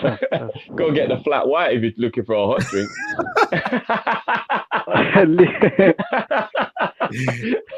No, what's going on, bro? Like, I come in here and I just get cooked. I'm like, no, man, bro. I'm joking. But anyway, no, you know, you're actually the only Chelsea fan who actually backs it, so I've got to respect that. For real, I respect you're the only one who came after the final, so I've got to respect that, bro. Nah, man, it's always a pleasure to come in here. But I want to speak about the final, not final, the draw. Sorry, Champions League draw. Oh, okay, yeah. I can't lie to you. If I weren't like a fan, of either club, I'll be disappointed with that draw. You know, that draw was dead. Come on, you can't lie. Like that's a dead draw, man. Like one good game out of 4, like that's a dead draw, man. Which one would you call that? Your one or the Man City one? Which one would you say is the good draw? Bruv, Chelsea one. Bruv, Man City's game is literally that's straightforward to me. Like I don't know what people are higgering about. Like City are gonna nab them. City are gonna move to them. Yeah, I agree. I agree. I think City are gonna pipe them. I still think it'll be a good watch, though. Yeah. I still think it'll be a good watch, but I think man, they're gonna play Burnley ball. So would you So you lot wouldn't say that the 2 games against Man United weren't quite entertaining? Because I still think they were quite entertaining, those 2 games. The second leg, to be fair, I only watched the second leg in it. The first leg I never watched. Okay, the first leg was quite entertaining. To be fair, it wasn't amazing, but it was quite entertaining, though. Yeah. So you only think the Real Madrid Chelsea one? No, that's. Yeah, man. But Liverpool, you man, this season, I don't know what you man be doing behind the scenes. You don't got very easy draws, you know. I can't. Man, bro, it makes a change. No, but sometimes bro, our group was the hardest group, bro. We came out the hardest Champions League group. Yeah, true. No, but to be fair though, like you lot, like because your team is so good, you lot can get away with that, innit? Because I think you guys can beat anyone. I think you lot are gonna win it. I think you guys are gonna win Champions League, and I think you guys are gonna win. No, listen, if Liverpool win the treble, I am done with football. No, please, God, no. Liverpool, no, man, I can't. I hate you lot so much, especially Callum. Like, and I swear, like guys, my mum was like, up until you won the league in 2020, I like Liverpool, you know. I had no beef with them, but I came across this channel and Callum, like, you're the most. I'm sorry, like, it's all up in that with respect, but you're the most unlikable person when you're winning. No, man, I swear, man, you're unlikable, man. What are you saying, Kall's Diego Costa? You love him when he's on your team, but if he's not on your team, you hate him. Yeah, is that what I'm saying? Yeah, man. No disrespect, but you're the most unlikable.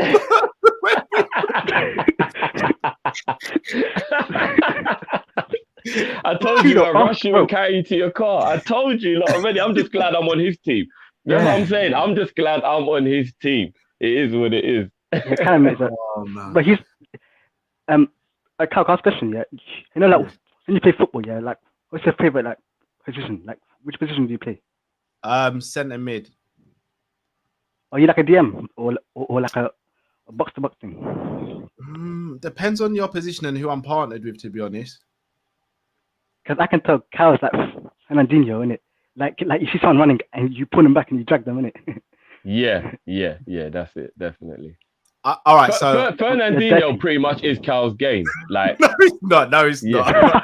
No. Fernandinho, brilliant tackler, brilliant passer, intelligent, but shithouser. No, but so that kind of is your game, bro.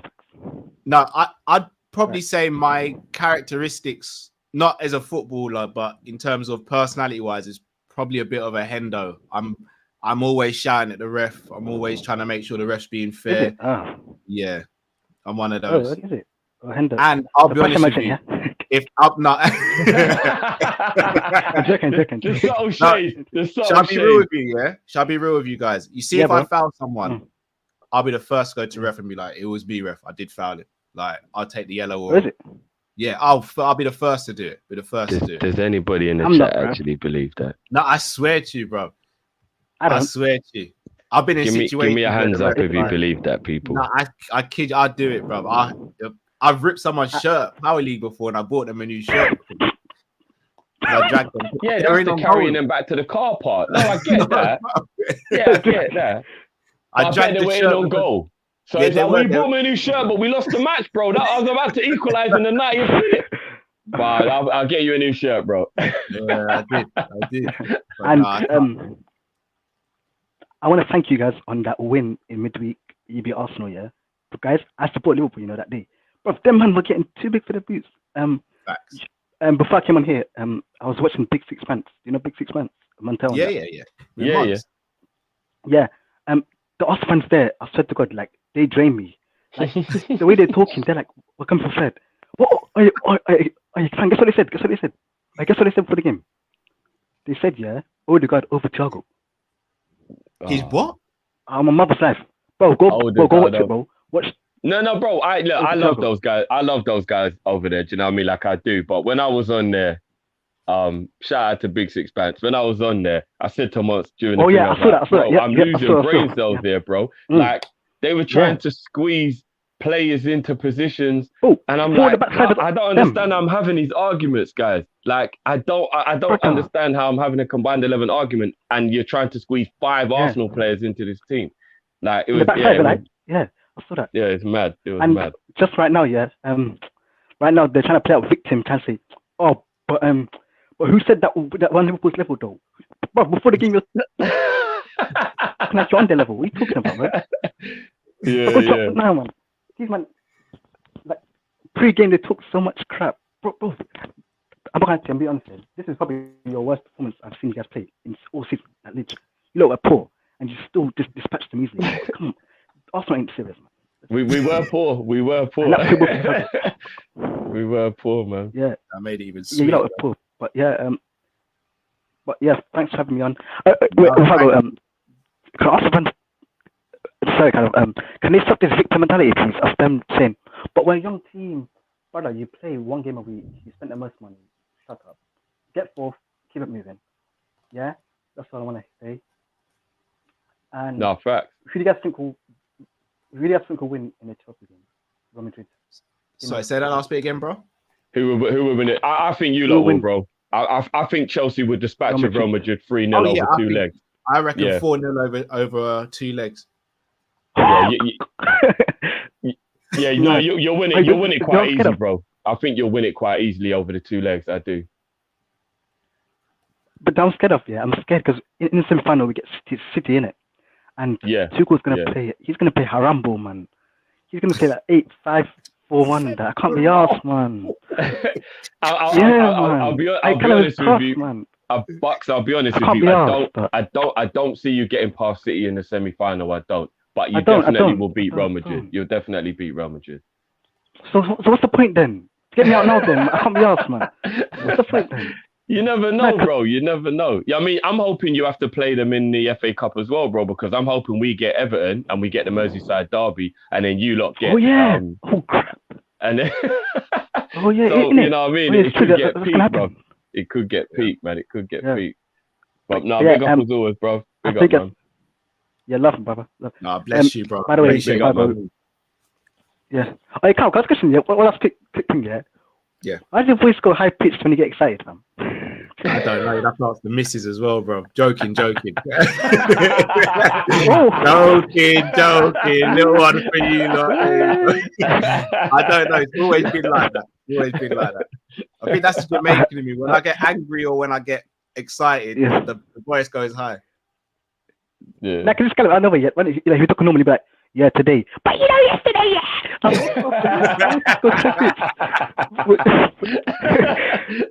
But yeah, man, thanks, guys.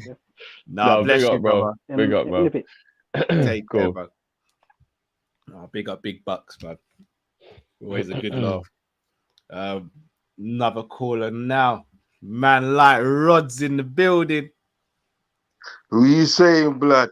What's going on, G? What's going on, bro? I'm here, King. I'm here, man. I've been gone for a while, but I'm here, fam. I'm here. You know what I mean? You know what I want to say, right? What I want to say is like this, yeah? You know that we've been complaining about FSG and they're not buying players, right? I start to think about it and think that, right? They might not have bought a bundle of players, but you check it now, right? They bought the right players at the right time, if you can understand what I mean. Do you know what I mean? Because they bought VVD. We needed him at that time. Do you know what I mean? Robertson, they brought him through, and he's been awesome. Salah, Allison, Matip, do you know what I mean? Mane, and these people, Thiago, these people are doing bits for the team. So have we been too hard on FSG, or were we right to be cussing them? Do you know what I mean? Yeah. That's what I tend to think. You know what I mean? I tend to think, well, look, have we been sort of like too hard on them, or are we right to sort of like, do you understand? Sort of like say, look, you know, they should have been doing better in the flip. Because look at the situation where we're in now. We can win the quadruple. Now that's something in the day that no other team has done. Do you know what I mean? No other team has done. And if we do that and they think that right, nobody can chat to us, you know. Nobody can chat to us. Nobody can say anything. Even if the next season we don't win anything, they can still not chat to us. Do you understand what I'm saying? So is it the fact that they like, well, FSG has seen a plan of what they was going to do and have implemented it, or have they just been lucky? Do you understand what I'm getting at? Do you know what I mean? Yeah. No, well, we can chop what that do you up. guys think? What do you think, Carl? I'm gonna be honest with us. It's a hard one to answer as things stand right now. So I agree with you to an extent that they've bought the right players at the right time. But on the other side, there's been times like last season where we did buy centre back in the summer and then didn't address it in January. I still think Virgil should have come earlier. I know it's going to sound really harsh, but you see, if we sign Diaz in the summer as opposed to January, are we sitting here saying that the league's already wrapped up because we're ahead of City? Yeah, true. It's difficult, and I know it's fine margins, isn't it? It is fine margins, but I feel as though times FSG have left us short, which has then taken us. It's delayed us getting to where we should be. Like this right now, this is where we should be every season in this situation where we're in March, late March, and we're like, we're still in all competitions, you know, because we built what we built, and it's taken, for me, it's taken maybe a season or two longer to get here. Now we're here. It's about, can they sustain it? And for me, this summer's massive because I've even seen Jamrock, big up Jamrock in the comments saying how Klopp said stuff about the size of the squad. Is that little nugget thrown out there saying we're going to trim the squad down? If that happens, who's being trimmed out of the squad? Are we going to replace certain squad members? So for me, it's an ongoing evaluation with FSG. Can I be honest with you guys? Yeah. Other than the goalkeeping position, we have never made a bad signing in the Klopp era. Apart from that guy, what's his name?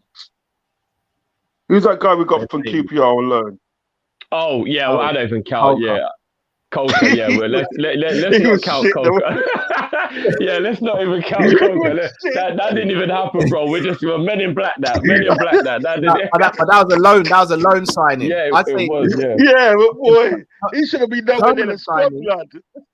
You're right. It's Karius and Ben Davies, but Ben Davies didn't even play. But those are two. Those are only two. That's another Men in Black. That never happened. Yeah, I've seen You someone say know, Gruitch. you know? Gruitch weren't a bad signing, you know. A bad signing. Gruitch, 'cause, what No, I mean no, by that, guys, you're I'm not saying everybody we bought is a super success, but what I mean is, if you really deep it, or if you even look at what their careers like somewhere else, so to speak, after they've left us, we've never made a bad signing. Like I will look at Man United for an example, and I will actually say, and I'm not even just being Liberty. Like Maguire is just a bad signing. There's just no way you're going to spin that in any other way. He's just a bad signing. Whereas for me, Gruitch may not have actually been given a chance in the team, but he's not a bad signing. He wasn't that expensive. I think he performed well when he did play for us, and he's proved to other clubs that he's a good player. So I don't think the recruitment under Klopp has ever really bought a bad player, other than the goalkeepers. Do you realise that day when Maguire, when he got substituted and everything that right, the Man United fans were cheering, you know. Yeah, I know. When he was coming off, there was clapping when he was coming off. I mean, how bad is that? Do you know what I mean? Seriously, how bad is that? Do you know what I mean? Yeah, but I just thought about that. I thought to myself, well, is FSG taking us have taken us in the right direction, or have there been kind of like slow taking us in the right direction because of the fact that the situation where we are now with this quadruple thing for that? Because like, all right, look at this. Nottingham Forest this weekend, we're expected to win that. Benfica, we're expected to win that. Do you know what I mean? Yeah. So that we go through to the semi-finals of Champions League, we could either face Villarreal or Bayern Munich. Yeah, one of them two. And I think that right. Yeah. And I'm confident. I'm not saying I'm trying to like be cocky as a Liverpool supporter or stuff like that, but I'm actually confident we can beat either one of them. Yeah. You know what I mean? Because we've done it before with Bayern Munich. We beat them and everything that right. And Villarreal and I just don't think at the end of the day they're up to our level. Do you know what I mean? So then you're into the finals. Yeah. You're into finals of Champions League and everything that right. And it's literally all in that game. Anybody can win that. Do you understand what I'm saying? Yeah. If we get a Real Madrid in the finals, I'm confident we can beat Real Madrid in the finals. I'm serious. I really am confident. Yeah. Because you look at the game, the last time we played them and think that right, the reason why we lost in the fact because our team was unbalanced, literally unbalanced. Do you know what I mean? We had a midfielder playing a centre back. Do you know what I mean? It was totally unbalanced. Do you know what I mean? Yeah. And we still gave them a game. Do you understand what I'm saying? Yeah. Yeah, we did. So we should have won at Anfield. We should have won at Anfield. Salah missed 2 chances. I think someone else. We should have won at Anfield. To be fair, we should have. Yeah. I think the whole thing about those, even the 2 legs of that game, is that our team was unbalanced. It was literally unbalanced. With what we had to do in that season, where we had to drag midfielders and put them on the centre backs, and it totally unbalanced the team and everything that. So really and true, when I come up against Real Madrid that season, I wasn't really expecting much. Do you understand what I'm saying? Because our team was still unbalanced. And although we bought Kabak and everything that, right, he done the best he can, but it was still unbalanced and everything that. So, I just think at the day, sort of like, maybe they could have done things sooner. But I think to myself, in some certain ways, and everything, it's probably worked out for the best. Do you understand what I'm getting at? You know what I mean? We could have won more. And the hindsight and everything like that, but I think in some respects and everything that it probably worked out for best. And I do agree with you as well. It all depends on this summer, what they do this summer and everything like that. Because obviously at the end of the day, they're not going to keep Oxlade-Chamberlain or Keita. They're probably both of them might go, unless one of them and everything like that, right? So then at the end of the day, sort of like right the next midfielder. The only other thing I want to say at the end of the day is this. If, let's say, for instance, that day, right, in a perfect world and everything that, we win the quadruple and everything that, yeah? Do you think it's ludicrous that we should go for a Haaland or Harry Kane? No. I think it's a great idea. I think that's what's expected. That's me. I think that's what's expected. 100%. Do you know what I mean? If we won the quadruple for that, to me, if you're doing a transfer, them sort of players is expected to go and get. You're expected to go and get those players on the way because we've done it. We've done it now, and those players will come. Who's not going to want to come to a club at the day that's won 4 trophies in one season? That's done the impossible. They'll probably be begging to come to our club. Do you know what I mean? Yeah. You know, but I do need to sort out thing as well. You need to direct messaging and thing that. So like, because you know, I've got my channel and that. Yeah. Tips and stuff like that to keep me going, get me going and so forth and everything like. We can have a chat about it. So what I'll do is I'll direct message you and you can give me some pointers and stuff like that, how to obviously improve the channel and so forth. You understand? Definitely, brother. You know what I mean? Definitely. Listen, bro. keep up the good work, man. You're doing bits, man. You're doing good job. Love, Keep man. up the good work and everything that. And I enjoy your content. Do you know what I mean? Just keep up the good work, man. Don't stop. You know what I mean? I big up my brethren, Matt. Where's there? Where's Matt? Where's there? He's in the back. He's coming. I didn't kill love with this one, you see, Baba. When you roll it up, I'm all the way. Yeah, come on. Brother, bless him down, man. Bless him down. Bless him down, man. Big up, bro. Yeah, DM. Make sure, bro. Make sure. All right, brother. Respect. You too, big brother. up, man. Oh, bless Rod. I got me a Kelleher pussy. Me ready for yam up your blood clot.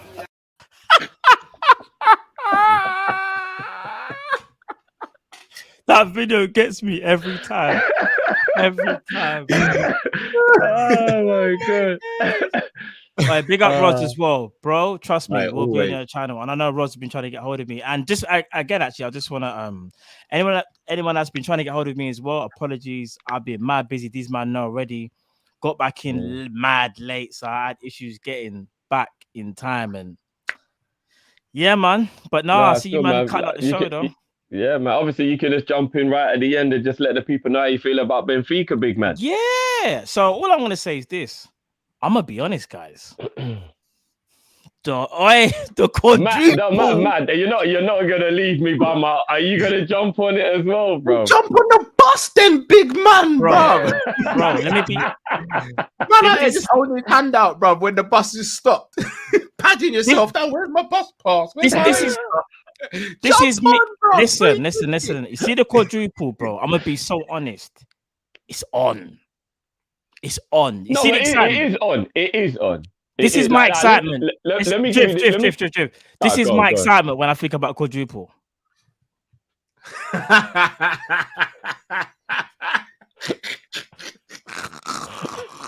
It's on, fam. I don't care. Look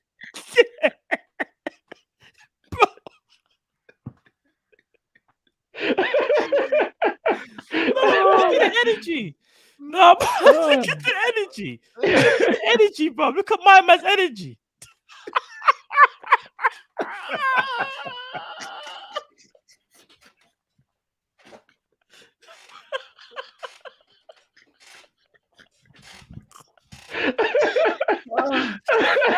Oh god! Oh my god! Oh my god! Oh my god! Bro, listen, sorry, Jeff. What are you gonna say, bro? You just threw me well off, bro. I'm finished. No, I was gonna say, if we get past Benfica, Villarreal beat Bayern Munich, and we get through in the next round of the FA Cup, and Everton make it, and we get Everton in the semi-final, I might start to possibly start running after the bus. I've seen it stopped at the traffic lights, and it's one of those open back ones where you can get on at any part. I might start running for it. I hear you. Just for now, as much as I believe it's possible because we're good enough, there's a lot of football to be played, and there's a lot of tangibles. I hear you. Now you're Trent right. and Mo today, there's tangibles. I don't want to get too excited. But you lot know me already. I'm always cautious anyway. But can we do it in terms of our ability? Without a shadow of a doubt. Will we do it? Will we do it? No. Never been done in English history. Is an almost impossible thing to do. So. Yeah. All I'm going to say is this. I think it can be done. You are right in terms of we need things to happen and go for us. And obviously the bad news today was Trent. I had no idea Trent was injured until like I think this lunchtime, and I was like, "What? He's out."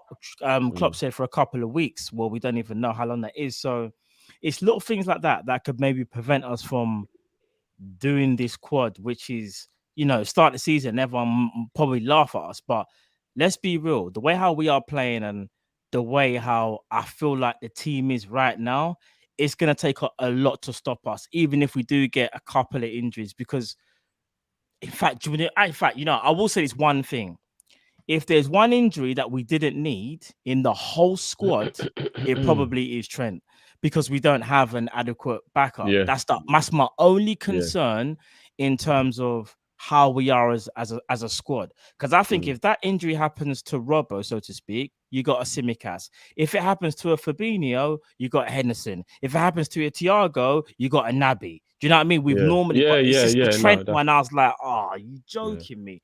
It affects everything. But I'm still confident. Obviously, we know the quad is going to be the hardest thing ever. But listen, aim for 4. If we don't get 4, we might end up with 3, or we might end up with 2. All I know is that what we've won this season will not be the last trophy that we win this season, in my opinion.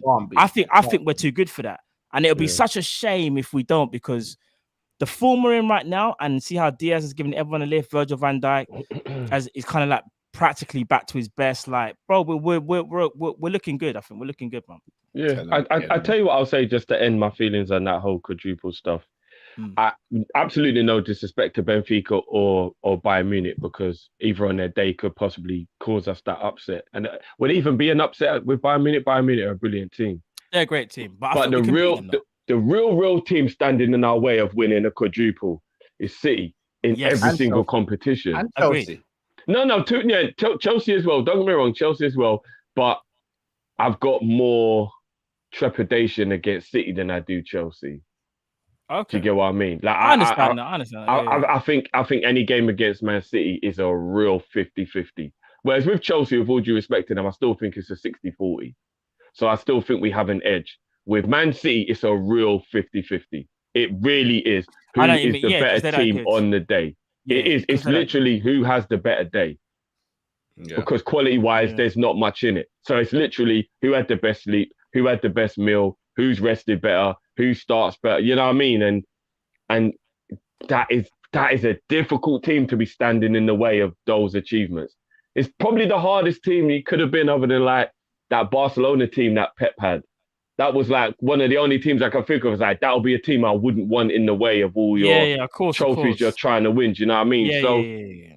I'm quietly confident, of course, but I'm still very skeptical about the possibility of doing something that's never been done in England. So history. If we ever did the quadruple though, oh my goodness. It's bruv. If you think I'm bad now, you ain't seen nothing yet. You lot say I'm the man that rushes a man and then takes a man back to his car. I'm rushing everybody, brother, and buying them plane tickets to go wherever they want on holiday, bro. I'm not gonna lie, bruv. I think you'd actually just start rushing people and moving on. I will be what's that ball? Is it the ball run that happens in Valencia? Yeah, when it's just running down the street and it's just fair game, bro. If you don't get over the fence, you're done, innit? That'll be Cal just running through the street, bro. Anyone who's in the way is just getting it. Like, have you lot seen the second Jurassic World? Yeah. You know the dinosaur that headbutt. You know the dinosaur that headbutts. You know when it gets down in the bit where they're selling the dinosaurs and there's just people flying everywhere. Yeah, we wanted that. That would be just Cal just running through the street, bro, just rocking out everyone. So we'll see, innit? We'll see. LFC Aaron says, guys, who's had the better managerial career, Pep or Jose? Could Pep have won Champions League at Porto and Inter? There's a caveat to that, and there's always context. Inter Milan were able to pick up all of that strength from Juve and AC Milan being taken out of the equation. It did help. That's a tough one. I don't think you can say better manager. I think I would say those are better moments. I'm gonna say those were better moments for Jose, because you see, career is career. That's everything, innit? If we're talking about people's careers, you kind of And he never had no idiots in that Porto team. I know Porto weren't meant to win it, but people really act like that was a dead team. That weren't no dead team, you know. It depends how you see it. More trophies. So I think Jose's had the better career up until now, but I think when it's all said and done, I think Pep will have the better career. Although I will say this though, Jose's done it harder in a sense of like he's had to go through a way harder route to win his stripes than Pep. In a sense of, you know, Pep's had Messi, Iniesta, Xavi, and all them man there. Pep Guardiola, Jose Mourinho. Don't get me wrong, he's had talent, but not on that same level. I don't think, in my opinion, anyway. And you think about the buys. You know what? I think it also has to be taken into consideration the drop off. I do, and the way Jose fell off the cliff. Do you know? I think that does have to be, because if you're talking about career, you got to talk about the whole thing, and he fell off a cliff rapidly. But this is why I say it's hard to compare them as well, Jeff, because Pep's still young in his career relatively. Mourinho's kind of to the back end of his career, if we're going to be honest. Yeah, they kind of come through at similar times, though. He's not that much farther behind him. Jose came through way earlier. If you really think about it, Pep is only about 5 years behind in terms of like the actual. It's a long time in a manager's career, bro. Yeah, but Jose's been dead for about 8 to 10 years nearly. So like, no, because actually, what I was going to say, what was his last successful? Was it Man United 2016? No, his last trophy was at Man United. He won the fake treble, innit? No, but he won the fake treble with Man United, though, innit? The fake treble or the fake treble? Yeah. I mean, if you're going to count the Charity Shield, then that's ridiculous. He won, but he won was it Europe? Was it Europa League? He won the League Cup, the Europa League, and the Charity Shield. That's the weakest treble you could ever win. He didn't win FA Cup. No. He got beat in the final by Chelsea. Yes. By the way, you know my thing. I don't really look down on trophies. I take that every season if that's meant. Look, Jose's career is spectacular. It is. I don't like the man, but it's spectacular. But I can't lie to you, man. Pep won 7 trophies in one season. Jiff, you are a bit biased to Pep though, because he was one of your favorite players. Oh yeah, no shame. I think Guardiola's the best manager in the world. But the thing is, I will say this though. This is going to sound mad. 7 trophies in one season, guys. It's not a crazy statement. It's not. I think. Do you know where I think Mourinho should actually go? And I think he'd actually do well. Believe it or not, I actually think Mourinho would do well at PSG. You know? Do you know that? Because does he like attitudes though? No, but he'd get rid of them. Get rid of them. You ain't getting rid of the attitudes they've got. They'll get rid of Jose before they get rid of Messi and Neymar. No. You might be right to an extent, but he'll put up one hell of a fight. And one thing he will do though, he'll say, if you're on board, no. If you're on board, I'll get you there, because they've got the talent there. They might have the big personalities, but they got the talent there. But you've got to defend for Jose. It's the problem that Poch is having, and them lot ain't defending. But if he can get them on board, I think he can, because of his status. You think he can get them to defend? If he can get rid of. No, in fact, I'm not going to say it. If he can get certain man to do certain things, then he's going to have to get rid of a couple man, though. No, I think they just got to buy into it. And whether they will or not is another question. He's got to get rid of a couple man, Matt. One of them's going in the summer for certain. He's got to get rid of he's got to get rid of either Messi or Neymar. You can't have two. No, he ain't going to get rid of them. He ain't going to get rid of them. And Mbappe's gone anyway, as we're saying. I don't know if he's going to get rid of them. What it is, though, get rid of one of them has to work that bit harder. They ain't gonna one do of it. them. One of them isn't capable. One of them's too old to. You have to get. Do you know what it is? Two of that front three's got to go. What manager's been there in and recent the wrong memory? One's the one going. What manager in recent memory commands the same respect as Mourinho in recent memory? Can you think? He doesn't command it anymore, though, bro. No, he does. He does, bro. I think he does. His aura is done, bro. His name. Here's the thing, bro. We got to remember they've had Tuchel and Poch. Them man, they are not getting you to do anything. They haven't handled big personalities before. Yeah, but that's what Jose's not good at. No, I can't lie, bro. That's what Jose's not good at, bro. He don't do well with big personalities. So how did he do it at Man United? He likes people, but he didn't do well at Man United, bro. Zlatan, he won. He get Zlatan on side. I mean, that was only one season. No, but here's the thing: Zlatan's a good personality, but Zlatan will actually put his ego aside for the team. No, Zlatan will put his ego aside for Mourinho because he respects Mourinho highly. Because I think obviously because what Mourinho helped him in his career, innit? Yeah. I don't know, man. I think Jose is completely done at the top. He level. probably is done, but I just think he commands. I think he still has that respect of where some others do. You see, like your Poch. Poch could never talk to Messi. Never. Yeah. It's mad. Mr. Darcy Drift says, at the end of the learning game, there was a moment when Klopp skipped like a little girl in between VVD and Ali with Thiago ahead of them. What a scene. I saw that as well. Yeah, that was the bit when I was like, my manager. Ain't no one got a manager who's skanking up. Yeah, he's different with it. Trust me. Pimp in Distress says, Cal, can we see that Pickford impression again? Sorry, I got to do it like this because of the short arms, isn't it? Matt weren't ready for that one, bro. Hollywood saves for no reason. Taji says, bless fams, I just want to address the agenda thing. And again, I love LFC and our players. And if a player is being consistently poor, we have the right to speak on it respectfully and agree to disagree. Completely agree with that. I agree with that. Micah says Liverpool/City Champions League final could be the biggest ever. Yeah, probably would be. I don't want it to be them. It'll be mad entertaining. They don't lose 2 finals in a row. I don't want them to get there. They don't lose 2 finals in a row. Exactly said, bruv. Listen, they're human beings at the end of the day. Yeah, but it very rarely happens, guys. Do you know what it is, Drift? Just how you got. Do you know how I look at it? Benfica if it happens or not, bruv. Benfica have got to the finals twice. Atletico's the only team who's been there twice and fell both times. Ask Juventus, bro. No, but that wasn't back-to-back, though. I mean, like, back-to-back. Like, Juventus have never lost back-to-back finals. You need to remember, you see Liverpool. All right, you see Liverpool, Man City are each other's kryptonite. It's just how you feel like they can beat us.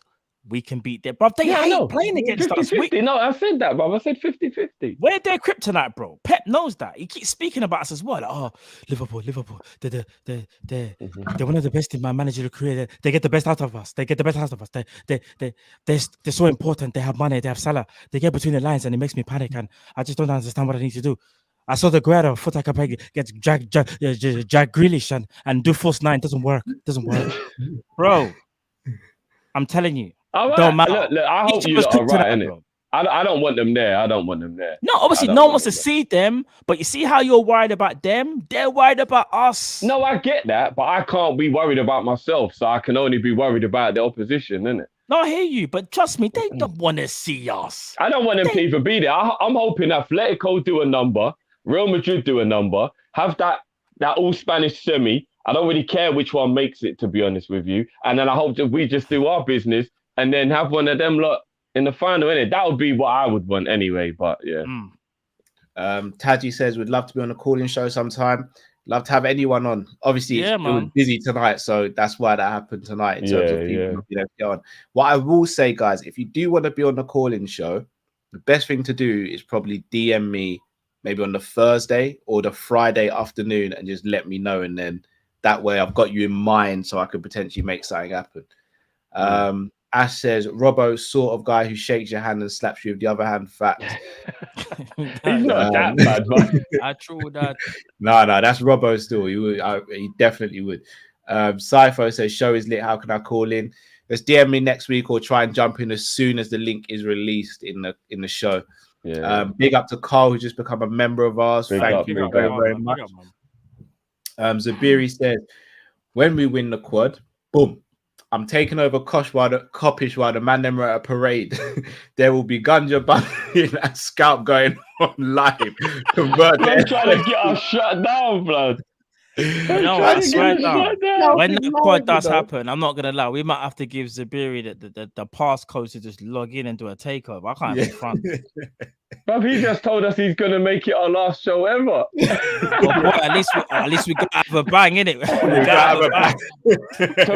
To be fair, if we win the quadruple, I don't see the point in anything after that.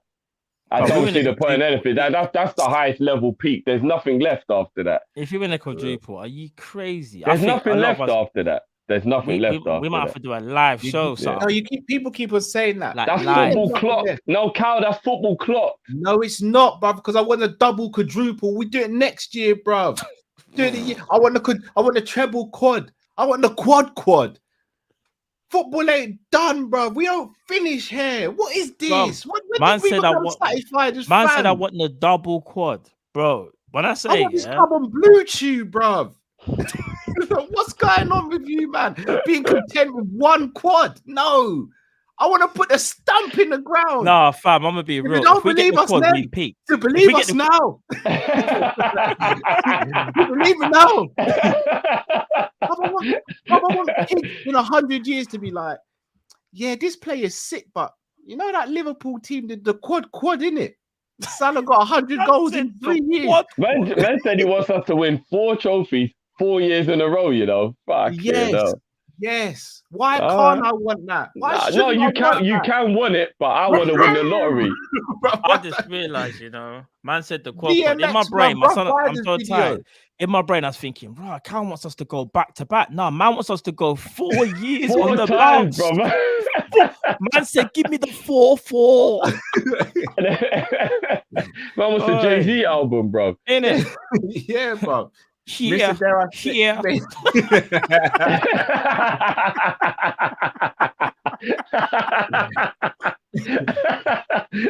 the clap. Here.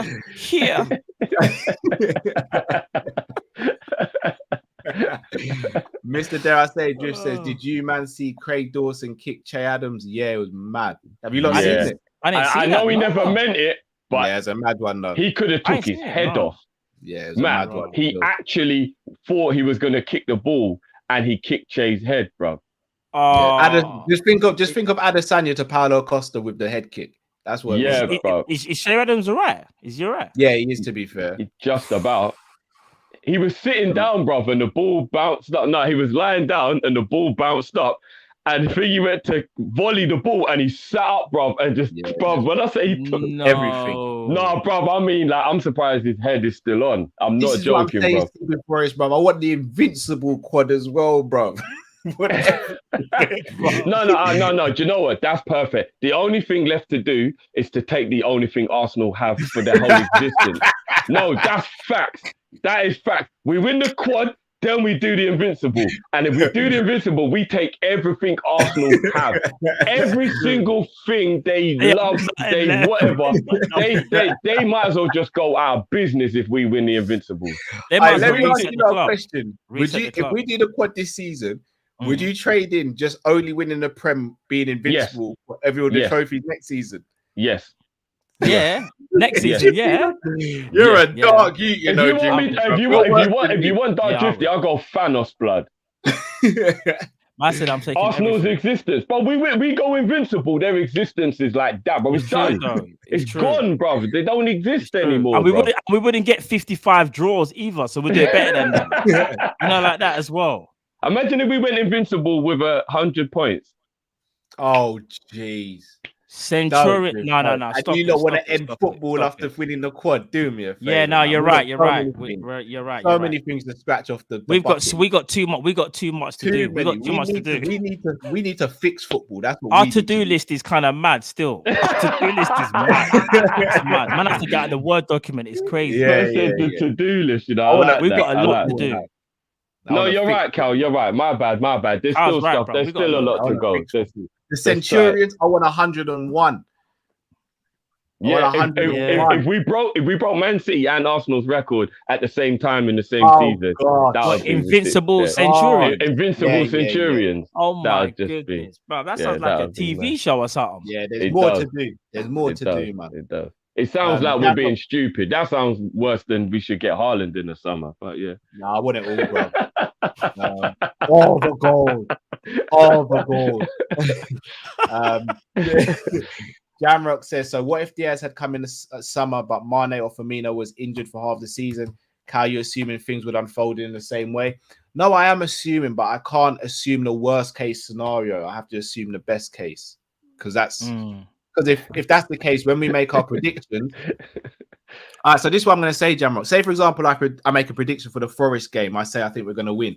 I can't turn around to these lot and be like, well, you know, if we lose our goalkeeper during the game, our right back and our right midfielder during the game due to injury and sending off, we might lose. I have to think of the case scenario at hand.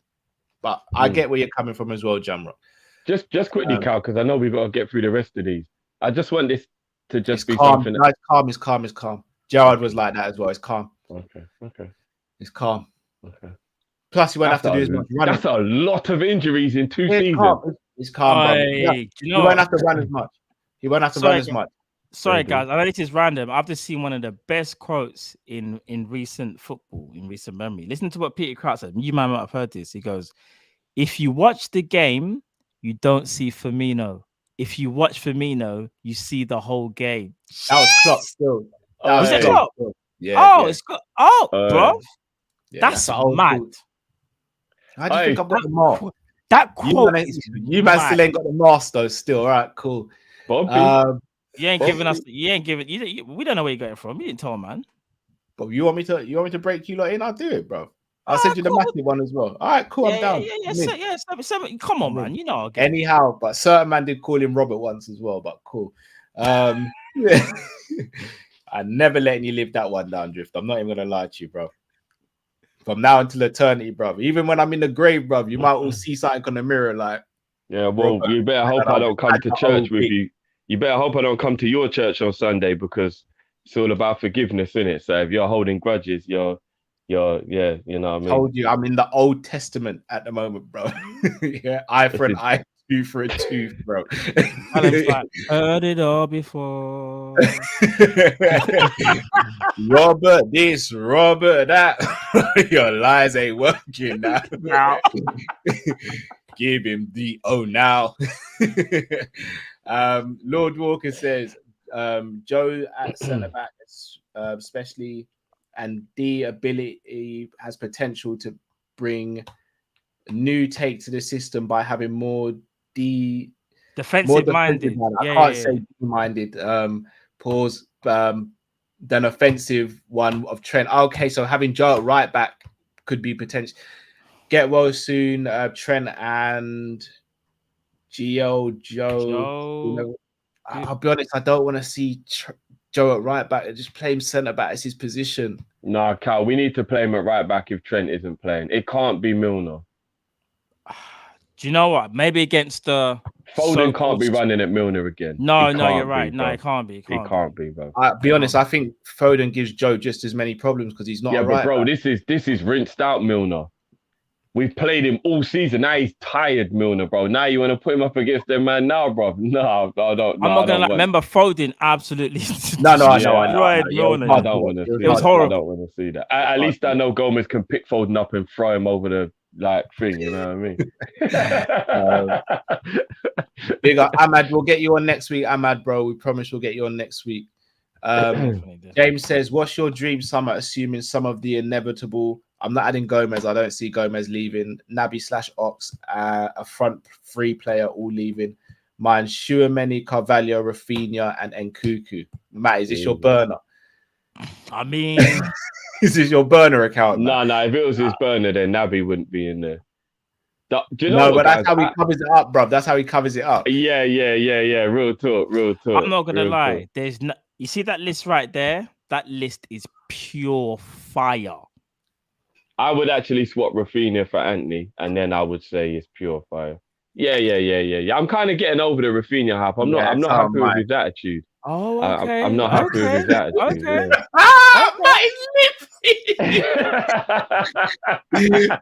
But I missed the prank in the show where these men go, let's prank Matt. No, this ain't even a prank.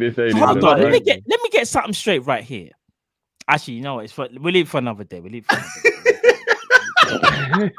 just said I'm over the Rafinha hype here. Hey, don't get me. Antony 5 years younger, Matt, and he's just as good.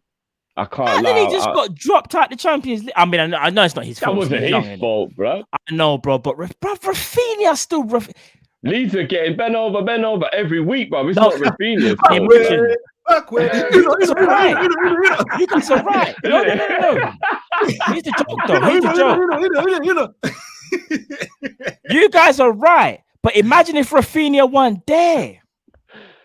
Bruv, getting bent over to this angle of getting bent over, this angle still getting bent over, bro. Rafinha is one man. It'll just be a touch of toes. That's it, bro. That'll be the only difference, bro. Rafinha is one. Nah, you man are sleeping. No, he's a bad boy player, but his attitude kind of stinks, bro. I can't lie. I'm not really. Have you seen the state of Leeds? Yeah, well then pull up your socks and just knuckle down, bro. I'm gonna be real with you, Matt. I'd swap Rafinha for either Anthony or Neto, and I'd also swap Nkuku for Isak. What has Neto? Not Neto could come back from injury, but what has Anthony done? Big man thing. I'm not a fan of Rafinha's attitude from what I've been seeing. I'm not gonna. Bro, what has Anthony done? Maybe not necessarily on the world scene in terms of like that, like hype, but bro, watch what he does. Even in the Brazil team now, bro. Yeah. And you'll don't get talk where to me I'm about coming Brazil. from, Rafinha bro. smoking in the Brazil league. No, he is. But you will see where I'm coming from. You will see where I'm coming from on that, Anthony. I will rate see Anthony, it, bro. Jeff. No, but You will he's see not it, at bro. that level. No, he's a prospect that can get to. He could be world class, but Rafinha is way ahead of him. Right now, they're not even in the same. He's older than him, and I don't think the gap is that big, bro. If I'm being honest, the gap is big, bro. The gap is big, but the I gap still ain't think as big as the age. That's all I'm Anthony, saying. for me though, Anthony's level could maybe surpass Rafinha. But if we're talking about like the here and now, I want now, but also you still got ability to kind of get to, or you got a level to reach. I'm still gonna pick Rafinha. I'm not doubting Anthony. I think he's a talent. Anthony and Neto do that as well, though, Matt. Yeah. And they'll be cheaper, and they're younger. Okay. Mr. Dare says, Matt, I can't lie. If Naby keeps fit and performs, a new 3-year deal. Yeah. I mean, Mario says the signing of Diaz is our Cantona moment. I think our Cantona moment was Virgil. Hold on a minute. I just realized something. Yeah. That's true. But I guess he means an attack. Sorry, Drew. Carl, did you say you get rid of Nkuku? I'd swap Nkuku, yeah. Yeah, he did. He said for Isaac. Oh, Isak. Oh, because you wanna actually want a striker. Yeah. Fair enough. If you want a striker, fair enough. Because Nkuku and a striker. Well, that should bother you less than what I said, though. What's that? That should bother you less than what I said. What did you say? I said Anthony over Rafinha, which is an argument. But I don't really think Isak over Nkuku's an argument. But I think Nkuku's clearly the better player. That's more this different. Is what I mean. You lot just see what Drifty does, bro. Drifty will go, man, just touch your girl's bum and you're going to let him off that, bro. I would have packed man in, but that's what you want to do, big man. That's calm. So hold on, we're not saying that there's a disparity between Nkuku and Isak. Is more than Rafinha No. and Anthony, I think Nkuku is a class. I think Nkuku is a very, very good player. It's just that he's just saying he'd rather a striker than striker drift. Yeah, that's not because we're talking about who's better. Nkuku's better than. No, fair enough. The technicality. Cool. Man just went. Here you are, bro. It's loaded as well. Do what you gotta do. I'm not letting you off this Anthony thing. I rate Anthony, but people saying Rafinha's attitude. The state of Leeds, though. I'm just saying what I see, Matt. Catchphrase. You're saying what I see. Man can't. Okay. Because he'd be holding bench at Liverpool a lot, you know. So I don't want that wet face business going holding on bench at Liverpool, no, and holding bench at Leeds when you should be the first name on the team sheet. Excuse me? He's carrying that team on his He's back. holding bench because of his attitude. Look, we'll talk about this another day. Yeah, let's do this another time. Man. Sorry, Matt. James says, I'm sorry, Salah can't earn 200 to 300k more than Virgil. He's the best player in the world, and no one would have thought that was possible when we signed him. Our recruitment is elite. Replacing him is possible. Oh.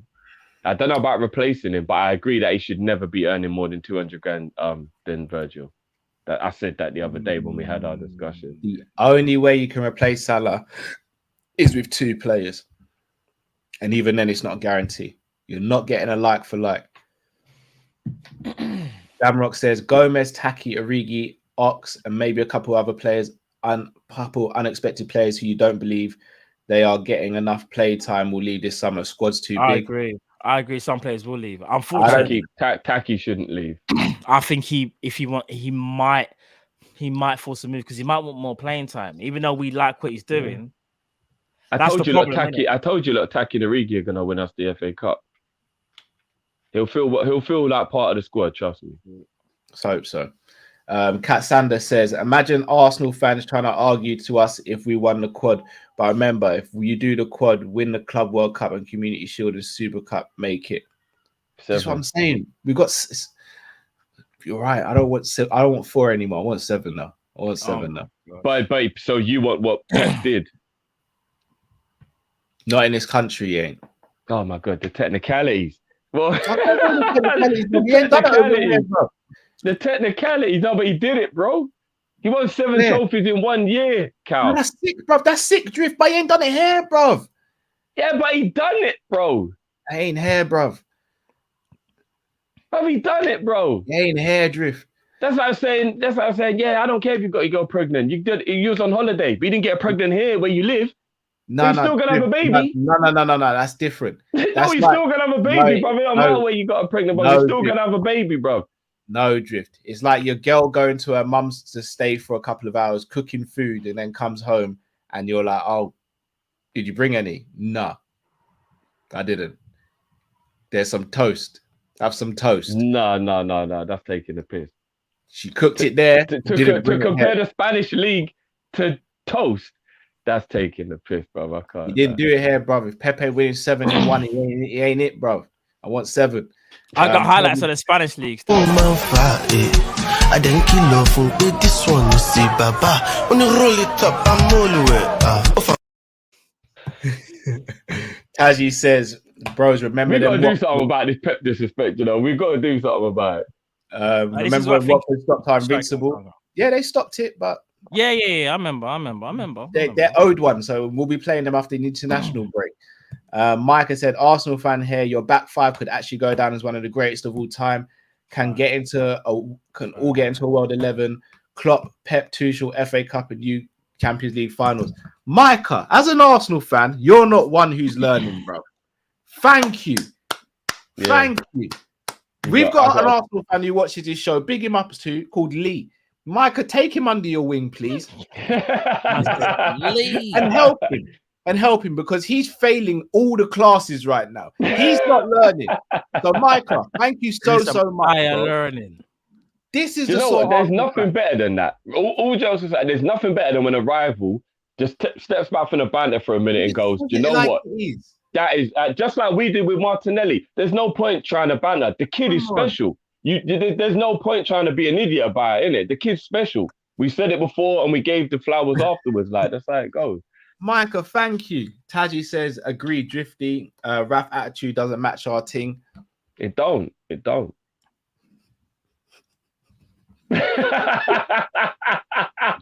Sorry, wrong button.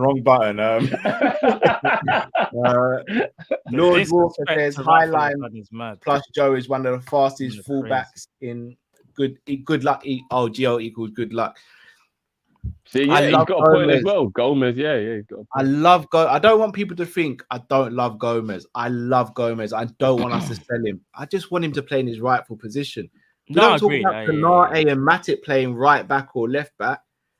Don't just abuse it because he's played there in the past. It's not him now. It's not what we do now. There's a reason why we went and got Tsimikas because he can almost replicate what Robbo does.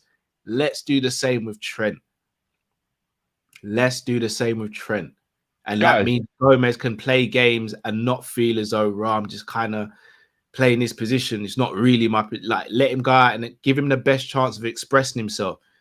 Like, let's say, for example, we had do you know what it's like? It's like if we had, I'm trying to think of an example of a player. Who should I say? It's like saying Salah, for example. Salah's best position is the right-hand side. We all agree that, yeah? Mm-hmm. He can play as a number 9, but you take away from his game, don't you? It's the same thing. If we had no choice, you would play him there, though, isn't it? Yeah, but we do have a choice. Let's go and get an adequate. No, what we're talking about right now, because Milner at right back after rinsing him for a season that's a risk, bro. It's that is a massive risk. As much the hypocrite as I'm going to sound, if Trent's not available for the Man City game, it's got to be Gomez. Oh, so you do agree with that then? For that game, but not going forward after that. Yeah, no, that's what we were saying, bro. We were saying while Trent is out, we would play Gomez that's what we're saying. Fair enough. Fair enough. Like the FA Cup at the weekend, for example, things have changed a little bit now, and I'd probably give him a game there to continue to get used to it. And I would play Matip or Virgil with Ibu, where we probably wouldn't have before. But I think maybe Gomez does need to get a bit used to playing at right back. I don't want the first game he plays at right back to be City. Fuck that. Do you get what I mean? Yeah. So, All right. Well, guys, we're about to sign off. Anything you guys want to add before we go? Yeah, just two things. It's very, very quick. For those that didn't see the Champions League draw, here it is again. Real Madrid, Chelsea, Atletico, Man City, Liverpool, Bayern.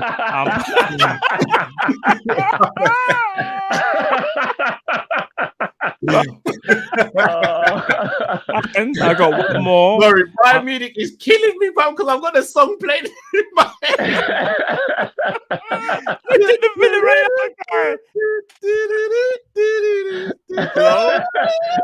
And I've got one more that's gonna finish. It's the Real Madrid eyes. That's just killing me. I know. This one's gonna finish. You man are gonna be finishing. And then, last but not least, for people that don't know, this film comes out. I think is it next Friday? This film comes out, I think, in the next couple of weeks as well. Still.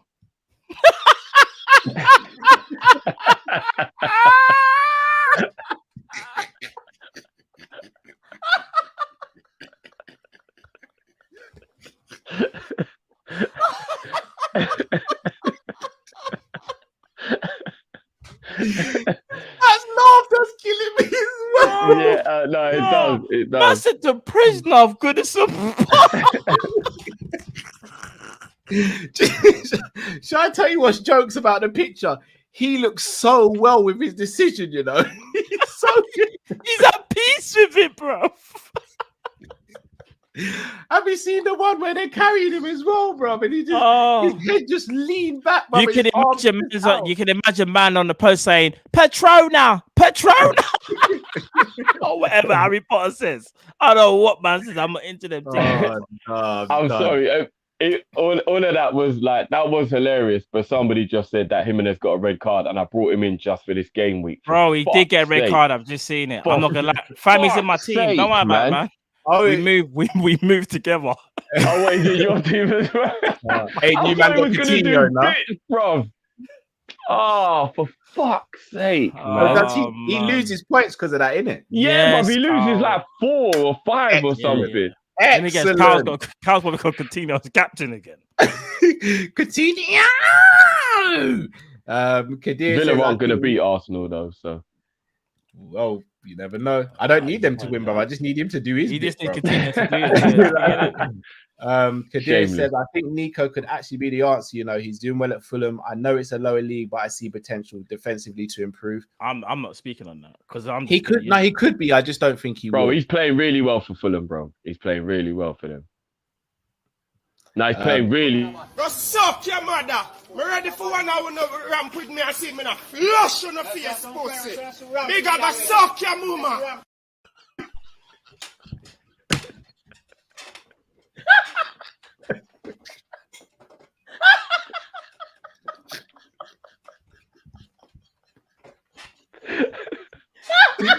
Oh no, God.